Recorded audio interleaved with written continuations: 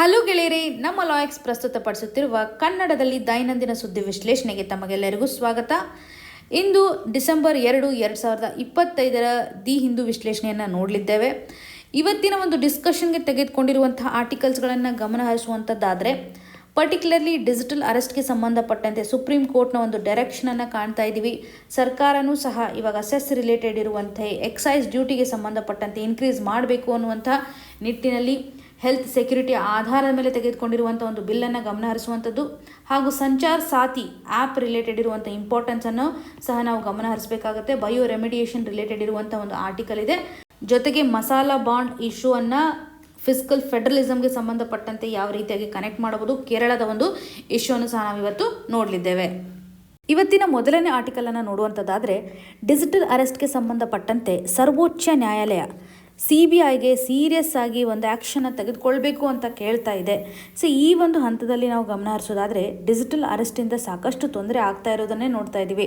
Particularly GS paper 3 ಅಂತ ಬಂದಾಗ cyber security related ಇರತಕ್ಕಂಥ ಇಶ್ಯೂಸ್ಗಳು ಪ್ರಸ್ತುತವಾಗಿ ಯಾವ ರೀತಿ ಅಂತ ಆ್ಯಕ್ಷನ್ಸನ್ನು ತೆಗೆದುಕೊಳ್ತಾ ಇದ್ದೀವಿ. ಇದರ ಆಧಾರದ ಮೇಲೆ ರೀಸೆಂಟಾಗಿ ನ್ಯೂಸಲ್ಲಿ ಇರುತ್ತೆ, ಕ್ವಶನ್ಸ್ಗಳು ಬರ್ತಾ ಇರ್ತವೆ. ಸೊ ಇವಾಗ ನೋಡಿ, ಡಿಜಿಟಲ್ ಅರೆಸ್ಟ್ ಅಂದರೆ ಏನು ಅಂತ ನಿಮಗೆ ಡೈರೆಕ್ಟಾಗಿ ಕೇಳ್ಬೋದು. ಅಥವಾ ಪರ್ಟಿಕ್ಯುಲರ್ಲಿ ಈ ಒಂದು CBI ಆ್ಯಕ್ಷನ್ ತೆಗೆದುಕೊಳ್ತಾ ಇದೆಯಲ್ಲ, ಸ್ಟೇಟ್ಗಳ ಒಂದು ಕನ್ಸೆಂಟನ್ನು ತೆಗೆದುಕೊಳ್ಬೇಕೋ ಬೇಡವೋ ಆ್ಯಕ್ಷನನ್ನು ತೆಗೆದುಕೊಳ್ಳುವಾಗ ಅಂತಲೂ ಕೇಳ್ಬೋದು. ಇವಾಗ ನೋಡಿ, ಪರ್ಟಿಕ್ಯುಲರ್ಲಿ ಡಿಜಿಟಲ್ ಅರೆಸ್ಟ್ ಅಂತ ಏನು ಅಂತ ಹಂತವಾಗಿ ನಾವು ಅರ್ಥ ಮಾಡ್ಕೊಳ್ಳುವಂಥದ್ದಾದರೆ, ಒಬ್ಬ ವ್ಯಕ್ತಿ ಏನು ಮಾಡ್ತಾನೆ, ತಾನು ಗೌರ್ಮೆಂಟ್ ಆಫೀಷಿಯಲ್ ಅನ್ನುವಂಥದ್ದಾಗಿ ಫೇಕ್ ಐಡೆಂಟಿಟಿಯನ್ನು ತೋರಿಸೋದ್ರ ಮುಖಾಂತರ, ಸೊ ನಿಮ್ಗೆ ಅದು ನೋಡಿದ ತಕ್ಷಣ ಅನಿಸ್ಬಿಡುತ್ತೆ, ಅವರು ತೋರಿಸ್ತಕ್ಕಂತಹ ಕೆಲವೊಂದಿಷ್ಟು ಪ್ರೂಫ್ಗಳನ್ನು ನೋಡಿದಾಗ ಎಸ್ ಇವರು ಗೌರ್ಮೆಂಟ್ ಆಫೀಷಿಯಲ್ಸ್ ಅಂತಕ್ಕಂಥ ಒಂದು ಫೀಲ್ ಬರುತ್ತೆ. ಆ ಒಂದು ಭಯದಲ್ಲಿ ಆಟೋಮೆಟಿಕ್ಕಾಗಿ ತಮ್ಮ ಒಂದು ಬ್ಯಾಂಕ್ ಡೀಟೇಲ್ಸ್ಗಳನ್ನು ಶೇರ್ ಮಾಡೋದಾಗಲಿ, ಮನಿ ಟ್ರಾನ್ಸ್ಫರ್ ಮಾಡ್ತಕ್ಕಂಥದ್ದು ಇರೋದನ್ನು ಆಗಿರ್ಬೋದು, ಒಂದು ವೆರಿಫಿಕೇಷನ್ಸನ್ನು ಕೇಳ್ತಾರೆ, OTP ಶೇರ್ ಮಾಡುವಂಥದ್ದು, ಇವೆಲ್ಲವೂ ಸಹ ಆಗಿಬಿಡುತ್ತೆ. ಇಲ್ಲಿಗಲ್ ಆಗಿ ಆ ಒಂದು ಇಮೇಜ್ನ ಮುಖಾಂತರ ಇವರು ಏನು ಮಾಡಿರ್ತಾರೆ, ಪರ್ಟಿಕ್ಯುಲರ್ಲಿ ಯಾರು ಫ್ರಾಡ್ ಆ್ಯಕ್ಟಿವಿಟೀಸನ್ನು ಮಾಡ್ತಾ ಇರ್ತಾರಲ್ಲ, ಅವರು ಮ್ಯೂಲ್ ಅಕೌಂಟ್ಸ್ಗಳನ್ನು ಕ್ರಿಯೇಟ್ ಮಾಡಿರ್ತಾರೆ. ಸೊ ಈ ಒಂದು ಅಕೌಂಟ್ಸ್ಗಳ ಮುಖಾಂತರ ಏನು ಮಾಡ್ತಾರೆ, ಆಟೋಮೆಟಿಕ್ಕಾಗಿ ಮನಿಯನ್ನು ಟ್ರಾನ್ಸ್ಫರ್ ಮಾಡುವಂಥದ್ದಾಗಿ ಕಾಣ್ಬೋದು. ಸೊ ಇಲ್ಲಿ ಇದು ವೆರಿ ಇಂಪಾರ್ಟೆಂಟ್. ನಿಮಗೆ ಮ್ಯೂಲ್ ಅಕೌಂಟ್ಸ್ ಅಂತಂದರೆ ಯಾವುದೇ ರೀತಿಯಾಗಿ KYC ನಾರ್ಮ್ಸಲ್ಲಿ ಅಥೆಂಟಿಕೇಟೆಡ್ ಆಗಿರ್ತಕ್ಕಂಥ ಇನ್ಫಾರ್ಮೇಷನ್ಸ್ ಇರೋದಿಲ್ಲ, ಅಥವಾ ಯಾರಾದರೂ ಕರಪ್ಟ್ ಬ್ಯಾಂಕ್ ಆಫೀಸರ್ಸ್ಗಳು ಇವ್ರಿಗೆ ಅಕೌಂಟನ್ನು ಕ್ರಿಯೇಟ್ ಮಾಡಿ ಕೊಟ್ಟಿರ್ತಾರೆ. ಆ ಒಂದು ಸಂದರ್ಭದಲ್ಲಿ ಇಲ್ಲೀಗಲ್ ಮನಿಯನ್ನು ಟ್ರಾನ್ಸ್ಫರ್ ಮಾಡಲಿಕ್ಕೆ ಈ ಒಂದು ಮ್ಯೂಲ್ ಅಕೌಂಟ್ಗಳನ್ನು ಯೂಸ್ ಮಾಡ್ತಾರೆ ಅಂತಲೇ ಹೇಳ್ಬೋದು. ಸೊ ಇದು ವೆರಿ ಇಂಪಾರ್ಟೆಂಟ್. ನಿಮಗೆ ಡೈರೆಕ್ಟಾಗಿ ಕೇಳ್ಬೋದು, ಮ್ಯೂಲ್ ಅಕೌಂಟ್ಸ್ಗಳಂತಂದರೆ ಏನು ಅಂತ. ಪರ್ಟಿಕ್ಯುಲರ್ಲಿ ಈ ಒಂದು ಡಿಜಿಟಲ್ ಅರೆಸ್ಟ್ ಅಂತಂದರೆ ಗೌರ್ಮೆಂಟ್ ಆಫೀಷಿಯಲ್ಸ್ಗಂತ ಅವರು ಒಂದು ಫಾಲ್ಸ್ ಇಮೇಜನ್ನು ಕ್ರಿಯೇಟ್ ಮಾಡ್ತಾ ಇದ್ದಾರೆ. ಪೊಲೀಸ್ ಆಫೀಸರ್ಸ್ ಕಾಲ್ ಮಾಡ್ತಾ ಇದ್ದೀವಿ, ಅಥವಾ CBIಗಳು ಕಾಲ್ ಮಾಡ್ತಾ ಇದ್ದೀವಿ, ನಾರ್ಕೋಟಿಕ್ಸ್ ಆಫೀಸಿಂದ ಕಾಲ್ ಮಾಡ್ತಿದ್ವಿ. ಈ ರೀತಿಯಾಗಿ ಅವರು ಒಂದು ಇಮೇಜನ್ಸನ್ನು ಕ್ರಿಯೇಟ್ ಮಾಡಿ ಫ್ರಾಡ್ ಆ್ಯಕ್ಟಿವಿಟೀಸ್ಗಳನ್ನು ಮಾಡ್ತಾ ಇದ್ದಾರಲ್ಲ. ಸೊ ಅವ್ರು ಮಾಡುವಂಥ ಸಂದರ್ಭದಲ್ಲಿ ಡೆಫಿನೆಟ್ಲಿ ಅವ್ರು ಏನು ಯೂಸ್ ಮಾಡ್ತಾ ಇದ್ದಾರೆ, ಟೆಕ್ನಾಲಜಿಯನ್ನು ಇವಾಗ ಹೆಚ್ಚು ಬಳಕೆ ಮಾಡ್ಕೋತಾ ಇದ್ದಾರೆ, ಅಥವಾ ಸರ್ಕಾರದ ಒಂದು ಫೇಕ್ ಸೀಲ್ಸ್ಗಳನ್ನು ಸಹ ಯೂಸ್ ಮಾಡ್ಕೋಬೋದಲ್ವಾ. ಸೊ ನಿಮ್ಗೆ ಅನಿಸ್ಬೇಕಲ್ಲ, ಅದು ಅವ್ರು ಗೌರ್ಮೆಂಟ್ ಆಫೀಷಿಯಲ್ಸ್ ಅಂತ, ಅದಕ್ಕೆ ಏನೇನು ಪಾಸಿಬಿಲಿಟೀಸ್ ಇರುತ್ತೆ ಆ ಎಲ್ಲ ಒಂದು ಕಾರ್ಯವನ್ನು ಇವರು ಮಾಡೋದಾಗಿ ನಾವು ನೋಡ್ತಾ ಇದ್ದೀವಿ. ಪ್ರಸ್ತುತವಾಗಿ ಸುಪ್ರೀಂ ಕೋರ್ಟು CBIಗೆ ಡೈರೆಕ್ಷನನ್ನು ನೀಡ್ತಾ ಇದೆ, ಡಿಜಿಟಲ್ ಅರೆಸ್ಟನ್ನು ಟ್ಯಾಕಲ್ ಮಾಡಲೇಬೇಕು ಅಂತ. ಇಲ್ಲಿ ಅಬ್ಸರ್ವ್ ಮಾಡಿ, ಡಿಜಿಟಲ್ ಅರೆಸ್ಟ್ ಅಂದರೆ ಏನು, ಗೌರ್ಮೆಂಟ್ ಆಫೀಷಿಯಲ್ಸ್ ಥರ ಆ್ಯಕ್ಟ್ ಮಾಡ್ತಾರೆ ಅನ್ನುವಂಥ ಒಂದು ಆಸ್ಪೆಕ್ಟ್ ಆಗಿರ್ಬೋದು. ಪ್ರಿಲಿಮ್ಸಲ್ಲಿ ವೆರಿ ಇಂಪಾರ್ಟೆಂಟ್ ಅಂತಲೇ ಹೇಳ್ಬೋದು. ಇನ್ವೆಸ್ಟ್ಮೆಂಟ್ ಸ್ಕ್ಯಾಮ್ಸ್ಗಳು ಸಹ, ನೀವು ಇನ್ವೆಸ್ಟ್ಮೆಂಟ್ ಮಾಡಿ ಇದರಿಂದ ನಿಮ್ಗೆ ಹೆಚ್ಚು ರಿಟರ್ನ್ ಬರುತ್ತೆ ಅಂತ ಲಾರ್ಜ್ ಅಮೌಂಟನ್ನು ಡೆಪಾಸಿಟ್ ಮಾಡಿಸ್ಕೊಳ್ತಕ್ಕಂಥ ಎಕ್ಸಾಂಪಲ್ಸ್ಗಳು ಇದ್ದಾವೆ. ಈವನ್ ಪಾರ್ಟ್ ಟೈಮ್ ಜಾಬನ್ನು ಕೊಡಿಸ್ತೀವಿ ಅನ್ನುವಂಥ ನಿಟ್ಟಿನಲ್ಲಿ, ಅಂದರೆ ಫ್ರೀ ಟಾಸ್ಕ್, ಇವಾಗ ನೋಡಿ ಆನ್ಲೈನಲ್ಲಿ ಗೂಗಲ್ ರಿವ್ಯೂ ಕೊಡುವಂಥದ್ದಾಗಲಿ, ಅಥವಾ ಯೂಟ್ಯೂಬನ್ನು ವಾಚ್ ಮಾಡುವಂಥದ್ದಾಗಲಿ, ಈ ರೀತಿಯಾಗಿ ಅವ್ರಿಗೆ ಪ್ರೀಮಿಯಂ ಟಾಸ್ಕ್ ಮಾಡಿ ನೀವು ಜಾಸ್ತಿ ಮನಿಯನ್ನು ಕೊಡ್ತೀವಿ ಅಂತ ಪಾರ್ಟ್ ಟೈಮ್ ಜಾಬ್ ರಿಲೇಟೆಡ್ ಇರತಕ್ಕಂಥ ಸ್ಕ್ಯಾಮ್ಸ್ಗಳು ಇದ್ದಾವೆ. ಸೊ ಇವೆಲ್ಲ ಡಿಜಿಟಲ್ ಮೀಡಿಯಾ ಅಥವಾ ಸೈಬರ್ ರಿಲೇಟೆಡ್ ಇರತಕ್ಕಂತಹ ಕ್ರೈಮ್ಸ್ ಅಂತಲೇ ಹೇಳ್ಬೋದು. ಸೊ ಇದನ್ನು ತಡೆಗಟ್ಟಬೇಕು ಅನ್ನುವಂತಹ ನಿಟ್ಟಿನಲ್ಲಿ ಪರ್ಟಿಕ್ಯುಲರ್ಲಿ ಇವಾಗ ನೋಡಿ, CBI ಯಾವುದೇ ಒಂದು ಆ್ಯಕ್ಷನ್ನ ತೆಗೆದುಕೊಳ್ಬೇಕು ಒಂದು ಸ್ಟೇಟ್ ನಡಿನಲ್ಲಿ ಅಂತಂದಾಗ ಸ್ಟೇಟ್ನ ಒಂದು ಪರ್ಮಿಷನ್ನ ತೆಗೆದುಕೊಳ್ಬೇಕಂತ ಇರುತ್ತೆ. ಇವಾಗ ಕೋರ್ಟ್ ಒಂದು ಡೈರೆಕ್ಷನ್ ನೀಡ್ತಿದೆ CBIಗೆ, ಸ್ಟೇಟ್ನ ಒಂದು ಕನ್ಸೆಂಟ್ ಅವಶ್ಯಕತೆ ಇಲ್ಲ. ಬಿಕಾಸ್ ಇಲ್ಲಿ ನೋಡಿ, ತುಂಬ ಇಶ್ಯೂ ಸ್ಟ್ರಾಂಗ್ ಇದೆ ಅಂತಲೇ ಹೇಳ್ಬೋದು. ಕೆಲವೊಂದು ಸ್ಟೇಟ್ಗಳು ಎಸ್ ಅಂತಲೂ ಸಹ ಹೇಳಿದ್ದಾರೆ. Why? Because Delhi special police act ನಡಿನಲ್ಲಿ ಸೆಕ್ಷನ್ 6 ಇದೆ. ಇದರ ಅಡಿನಲ್ಲಿ ಸ್ಟೇಟ್ ಗೌರ್ಮೆಂಟ್ನ ಒಂದು ಪರ್ಮಿಷನನ್ನು CBI ತೆಗೆದುಕೊಳ್ಬೇಕು ಅಂತ ಇರುತ್ತೆ. ಬಟ್ ಇವಾಗ ಕೋರ್ಟ್ ಒಂದು ಡೈರೆಕ್ಷನನ್ನು ನೀಡ್ತಾ ಇದೆ, ಸೈಬರ್ ಕ್ರೈಮ್ ಅನ್ನುವಂಥದ್ದು ಬಾರ್ಡರ್ನ ಕನ್ಸಿಡರ್ ಮಾಡ್ತಾ ಇಲ್ಲ, ರೆಸ್ಟ್ರಿಕ್ಷನ್ ಇಲ್ಲ ಅದಕ್ಕೆ ಯಾವುದೇ ರೀತಿಯಾಗಿ, ಬಾರ್ಡರ್ಲೆಸ್ ಅಂತಲೇ ಹೇಳ್ತಾ ಇದ್ದೀವಿ. ಹಾಗಾಗಿ ಮಲ್ಟಿ ಸ್ಟೇಟ್ ಆಗಿರ್ಬೋದು ಅಥವಾ ಗ್ಲೋಬಲ್ ಲೆವೆಲಲ್ಲಿ ಈ ಒಂದು ಕೃತ್ಯಗಳು ನಡೀತಾನೆ ಇದೆ. ಇಮಿಡಿಯೇಟಾಗಿ CBI ಇನ್ವೆಸ್ಟಿಗೇಷನ್ಸನ್ನು ಮಾಡಬೇಕು. ಈ ಒಂದು ಫ್ರಾಡ್ ಆ್ಯಕ್ಟಿವಿಟೀಸನ್ನು ತಡೆಗಟ್ಟಬೇಕು, ಸೀರಿಯಸ್ ಆಗಿ ತೆಗೆದುಕೊಳ್ಬೇಕು. ಬಿಕಾಸ್ ಸ್ಟೇಟ್ನ ಒಂದು ಇನ್ವಾಲ್ವ್ಮೆಂಟ್ ಅಥವಾ ಕನ್ಸೆಂಟನ್ನು ತೆಗೆದುಕೊಳ್ಳುವಂಥ ಅವಶ್ಯಕತೆ ಇಲ್ಲ ಅಂತ ಹೇಳ್ಬೋದು. ಸೊ ಡೈರೆಕ್ಟಾಗಿ ಸ್ಟೇಟ್ಸ್ಗಳು ಒಂದಿಷ್ಟು ಕೊಟ್ಟಿದ್ದಾವೆ, ಇಲ್ಲಿ ನಾವು ಗಮನ ಹರಿಸ್ಬೋದು. ಸೊ ಬ್ಯಾಂಕಿಂಗ್ ಸೆಕ್ಟರ್ ಅಂತ ಬಂದಾಗೂ ಸಹ ಇಲ್ಲೇನಾಗುತ್ತೆ ನೋಡಿ, ಮ್ಯೂಲ್ ಅಕೌಂಟ್ಸ್ಗಳನ್ನು ಯಾಕೆ ಕ್ರಿಯೇಟ್ ಮಾಡಬೇಕು, ಮನಿ ಇವಾಗ ಕರಪ್ಟಾಗಿ ಟ್ರಾನ್ಸ್ಫರ್ ಆಗ್ತಾ ಇದೆ ಅಂತಂದರೆ ಇಲ್ಲಿ ಆಫಿಷಿಯಲ್ಸ್ಗಳನ್ನು ಸಹ ನಾವು ನಿಗಾ ವಹಿಸಬೇಕಲ್ವಾ. KYC ನಾರ್ಮ್ಸನ್ನು ಬೈಪಾಸ್ ಮಾಡ್ತಾ ಇದ್ದಾರೆ ಅಂತಲೇ ಹೇಳ್ಬೋದಲ್ವಾ. ಸೊ UPI ಕ್ರಿಪ್ಟೋ ಕರೆನ್ಸಿಗೆ ಸಂಬಂಧಪಟ್ಟಂತೆಯೂ ಸಹ ಇಶ್ಯೂಸ್ಗಳು ಇಲ್ಲಿ ಇದ್ದಾವೆ ಅಂತ ಗಮನ ಹರಿಸ್ಬೋದು. ಸೊ ಇಲ್ಲಿ ನಾವು ಕರಪ್ಷನ್ಸನ್ನು ತಡೆಗಟ್ಟಬೇಕು ಅಂತಂದರೆ ಒಂದು ಬ್ಯಾಂಕ್ ಕಡೆಯಿಂದನೂ ಸಹ ಆ್ಯಕ್ಟಿವಿಟೀಸ್ಗಳು ಆಗ್ತಾ ಇರೋದನ್ನು ತಡೆಗಟ್ಟಬೇಕು ಅಂತ ಗಮನ ಹರಿಸ್ಬೋದು. ಸೊ ಪರ್ಟಿಕ್ಯುಲರ್ಲಿ ಈ ಒಂದು ಡಿಜಿಟಲ್ ಫ್ರಾಡ್ ಆ್ಯಕ್ಟಿವಿಟಿಗೆ ಸಂಬಂಧಪಟ್ಟಂತೆ ನಾವು ನೋಡಿದಾಗ ಯಾವ ರೀತಿಯಾದಂತಹ ಟೂಲ್ಸ್ಗಳನ್ನು ಅವರು ಯೂಸ್ ಮಾಡ್ತಾ ಇದ್ದಾರೆ, AI ಟೂಲ್ಸ್ಗಳನ್ನು ಯೂಸ್ ಮಾಡುವಂತಹ ಒಂದು ನಿಟ್ಟಿನಲ್ಲಿ. ಹಾಗೂ ಇವರು ಟಾರ್ಗೆಟ್ ಮಾಡ್ತಾ ಇರೋದು ಎಲ್ಡರ್ಲಿ ಪಾಪ್ಯುಲೇಷನ್, ವಯಸ್ಸಾದವ್ರ ಮೇಲೇ ಟಾರ್ಗೆಟನ್ನು ಮಾಡ್ತಾ ಇದ್ದಾರೆ. ವಲ್ನರಬಲ್ ಸೆಕ್ಷನ್ ಅಂತಲೇ ಹೇಳ್ಬೋದು. ಇದನ್ನು ತಡೆಗಟ್ಟಬೇಕು, ಈ ಒಂದು ಇಶ್ಯೂವನ್ನು ಹೋಗಲಾಡಿಸ್ಬೇಕು ಅಂತಂದರೆ ಪ್ಯಾನ್ ಇಂಡಿಯಾ ಲೆವೆಲಲ್ಲಿ ಸೈಬರ್ ಇನ್ವೆಸ್ಟಿಗೇಷನ್ ಆಗೋದು ತುಂಬ ಇಂಪಾರ್ಟೆಂಟ್ ಅಂತಲೇ ನಾವು ಗಮನ ಹರಿಸಬೇಕಾಗುತ್ತೆ. ಅಷ್ಟೇ ಅಲ್ಲದೆ ಇನ್ಫಾರ್ಮೇಷನ್ ಟೆಕ್ನಾಲಜಿ ಆ್ಯಕ್ಟ್ ನಡಿನಲ್ಲಿರುವಂಥ ಒಂದು ಗೈಡ್ಲೈನ್ಸ್, ಅದರಲ್ಲೂ ಡಿಜಿಟಲ್ ಮೀಡಿಯಾ ಎಥಿಕ್ಸ್ ಕೋಡ್ ರೂಲ್ಸ್ಗೆ ಸಂಬಂಧಪಟ್ಟಂತೆ ಅಪೆಕ್ಸ್ ಕೋರ್ಟ್ ಅಂದರೆ ಸುಪ್ರೀಂ ಕೋರ್ಟು ಸಹ ಇವಾಗ ಆನ್ಲೈನ್ ಇಂಟರ್ಮೀಡಿಯೇಟರಿಗೆ CBIಗೆ ಕೋಆಪರೇಟ್ ಮಾಡಿ ಅನ್ನುವಂಥ ಡೈರೆಕ್ಷನ್ಸನ್ನು ಸಹ ಇಲ್ಲಿ ನೀಡ್ತಾ ಇದೆ. ಸೊ ಈ ಒಂದು ಇಶ್ಯೂಗೆ ಸಂಬಂಧಪಟ್ಟಂತೆ ಸುಪ್ರೀಂ ಕೋರ್ಟ್ ತುಂಬ ಸೀರಿಯಸ್ ಆಗಿ ಒಂದು ಆ್ಯಕ್ಷನ್ಸನ್ನು ತರಲಿಕ್ಕೆ ಮುಂದಾಗ್ತಾ ಇದೆ ಅಂತಲೇ ಗಮನ ಹರಿಸ್ಬೋದು. ಬಿಕಾಸ್ ಸಾಕಷ್ಟು ಜನ ಸುಪ್ರೀಂ ಕೋರ್ಟ್ಗೆ ಅಪ್ರೋಚ್ ಮಾಡಿರ್ತಾರೆ, ತಮಗೆ ಏನಾದರೂ ಫ್ರಾಡ್ ಆ್ಯಕ್ಟಿವಿಟೀಸ್ ಆಗಿರುವಂಥ ಒಂದು ಸಂದರ್ಭದಲ್ಲಿ ಆ ಒಂದು ಕನ್ಸಿಡರೇಷನನ್ನು ಮಾಡಿಕೊಂಡು ಸುಪ್ರೀಂ ಕೋರ್ಟ್ ಇವಾಗ ಒಂದು ಡಿರೆಕ್ಷನನ್ನು ನೀಡ್ತಾ ಇದೆ. ಆ್ಯಕ್ಚುಲಿ ಸೆಂಟ್ರಲ್ ಗೌರ್ಮೆಂಟ್ ಇಲ್ಲಿ ಸ್ಟ್ರಾಂಗ್ ಆಗಿ ಡಿಸಿಷನ್ಸನ್ನು ತೆಗೆದುಕೊಳ್ಬೇಕು. ಆದರೆ ಇವಾಗ ಸುಪ್ರೀಂ ಕೋರ್ಟು ಎಫೆಕ್ಟಿವ್ನೆಸ್ಸನ್ನು ತರ್ತಾ ಇದೆ. ಸೈಬರ್ ಸೆಕ್ಯುರಿಟಿಗೆ ಸಂಬಂಧಪಟ್ಟಂತಹ ಇಶ್ಯೂಸನ್ನು ಹೋಗಲಾಡಿಸ್ಲಿಕ್ಕೆ ಮುಂದಾಗ್ತಾ ಇದೆ ಅಂತಲೇ ನಾವು ಗಮನ ಹರಿಸ್ಬೋದು. ಎಕ್ಸಾಮಿನೇಷನ್ ಪರ್ಸ್ಪೆಕ್ಟಿವಲ್ಲಿ ಬಹುಮುಖ್ಯವಾಗಿ ನಾವು ಗಮನ ಹರಿಸುವಂಥದ್ದಾದರೆ ಡಿಜಿಟಲ್ ಅರೆಸ್ಟ್ ಅಂದರೆ ಏನು, ಮ್ಯೂಲ್ ಅಕೌಂಟ್ ಅಂದರೆ ಏನು ಅನ್ನುವಂಥದ್ದಾಗಲಿ, CBI ರಿಲೇಟೆಡ್ ಇರುವಂತಹ ಇನ್ಫಾರ್ಮೇಷನ್ಸ್ಗಳನ್ನು ನಾವು ಗಮನ ಹರಿಸಬೇಕಾಗುತ್ತೆ. ಮುಂದಿನ ಆರ್ಟಿಕಲಲ್ಲಿ centre moves bill to raise pan masala cess increase excise duty on tobacco product. ಈ ಒಂದು ಇಶ್ಯೂನ GS ಪೇಪರ್ 3 ಅಂತ ಬಂದಾಗ ಟ್ಯಾಕ್ಸೇಷನ್ ರಿಲೇಟೆಡ್ ಇರತಕ್ಕಂಥ ಟಾಪಿಕನ್ನು ನೋಡ್ತೇವೆ. ಎಕನಾಮಿ ಸೆಕ್ಷನಲ್ಲಿ ಮುಖ್ಯವಾಗಿ ಇಂಪಾರ್ಟೆಂಟ್ಲಿ ಇದ್ರ ಮೇಲೆ ಕ್ವಶನ್ಸ್ಗಳನ್ನು ನಾವು ಎವ್ರಿ ಇಯರ್ ನೋಡ್ತಾನೆ ಇರ್ತೇವೆ. ಸೊ ಈ ಒಂದು ಚಾಪ್ಟರ್ನ ಮಿಸ್ ಮಾಡುವಂತಿಲ್ಲ. ಇಲ್ಲಿ ಅರ್ಥ ಮಾಡ್ಕೊಳ್ಳಿ, ಸರ್ಕಾರ ಏನು ಮಾಡ್ತಾ ಇದೆ ಅಂತಂದರೆ ಪಾನ್ ಮಸಾಲ ಮೇಲೆ ಇರ್ತಕ್ಕಂಥ ಒಂದು ಟ್ಯಾಕ್ಸನ್ನು ಇನ್ಕ್ರೀಸ್ ಮಾಡ್ತಾ ಇದೆ. ಪರ್ಟಿಕ್ಯುಲರ್ಲಿ ಸೆಸ್ ಹಾಕಲಿಕ್ಕೆ ಮುಂದಾಗ್ತಾ ಇದೆ ಅಂತಲೇ ನಾವು ನೋಡ್ಬೋದು.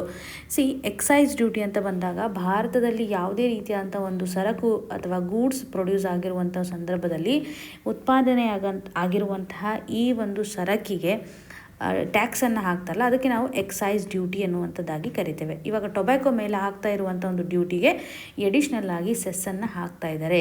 ಸೆಸ್ ಅಂತಂದರೆ ಟ್ಯಾಕ್ಸ್ ಆನ್ ಟ್ಯಾಕ್ಸ್ ಅಂತ ಹೇಳ್ಬೋದು. ಒಂದು ಟ್ಯಾಕ್ಸನ್ನು ಆಲ್ರೆಡಿ ಹಾಕ್ಸಿರ್ತಾರೆ, ಅಗೇನ್ ಅದ್ರ ಮೇಲೆ ಇನ್ನೊಂದು ಟ್ಯಾಕ್ಸನ್ನು ಹಾಕ್ತಾರೆ based upon the purpose.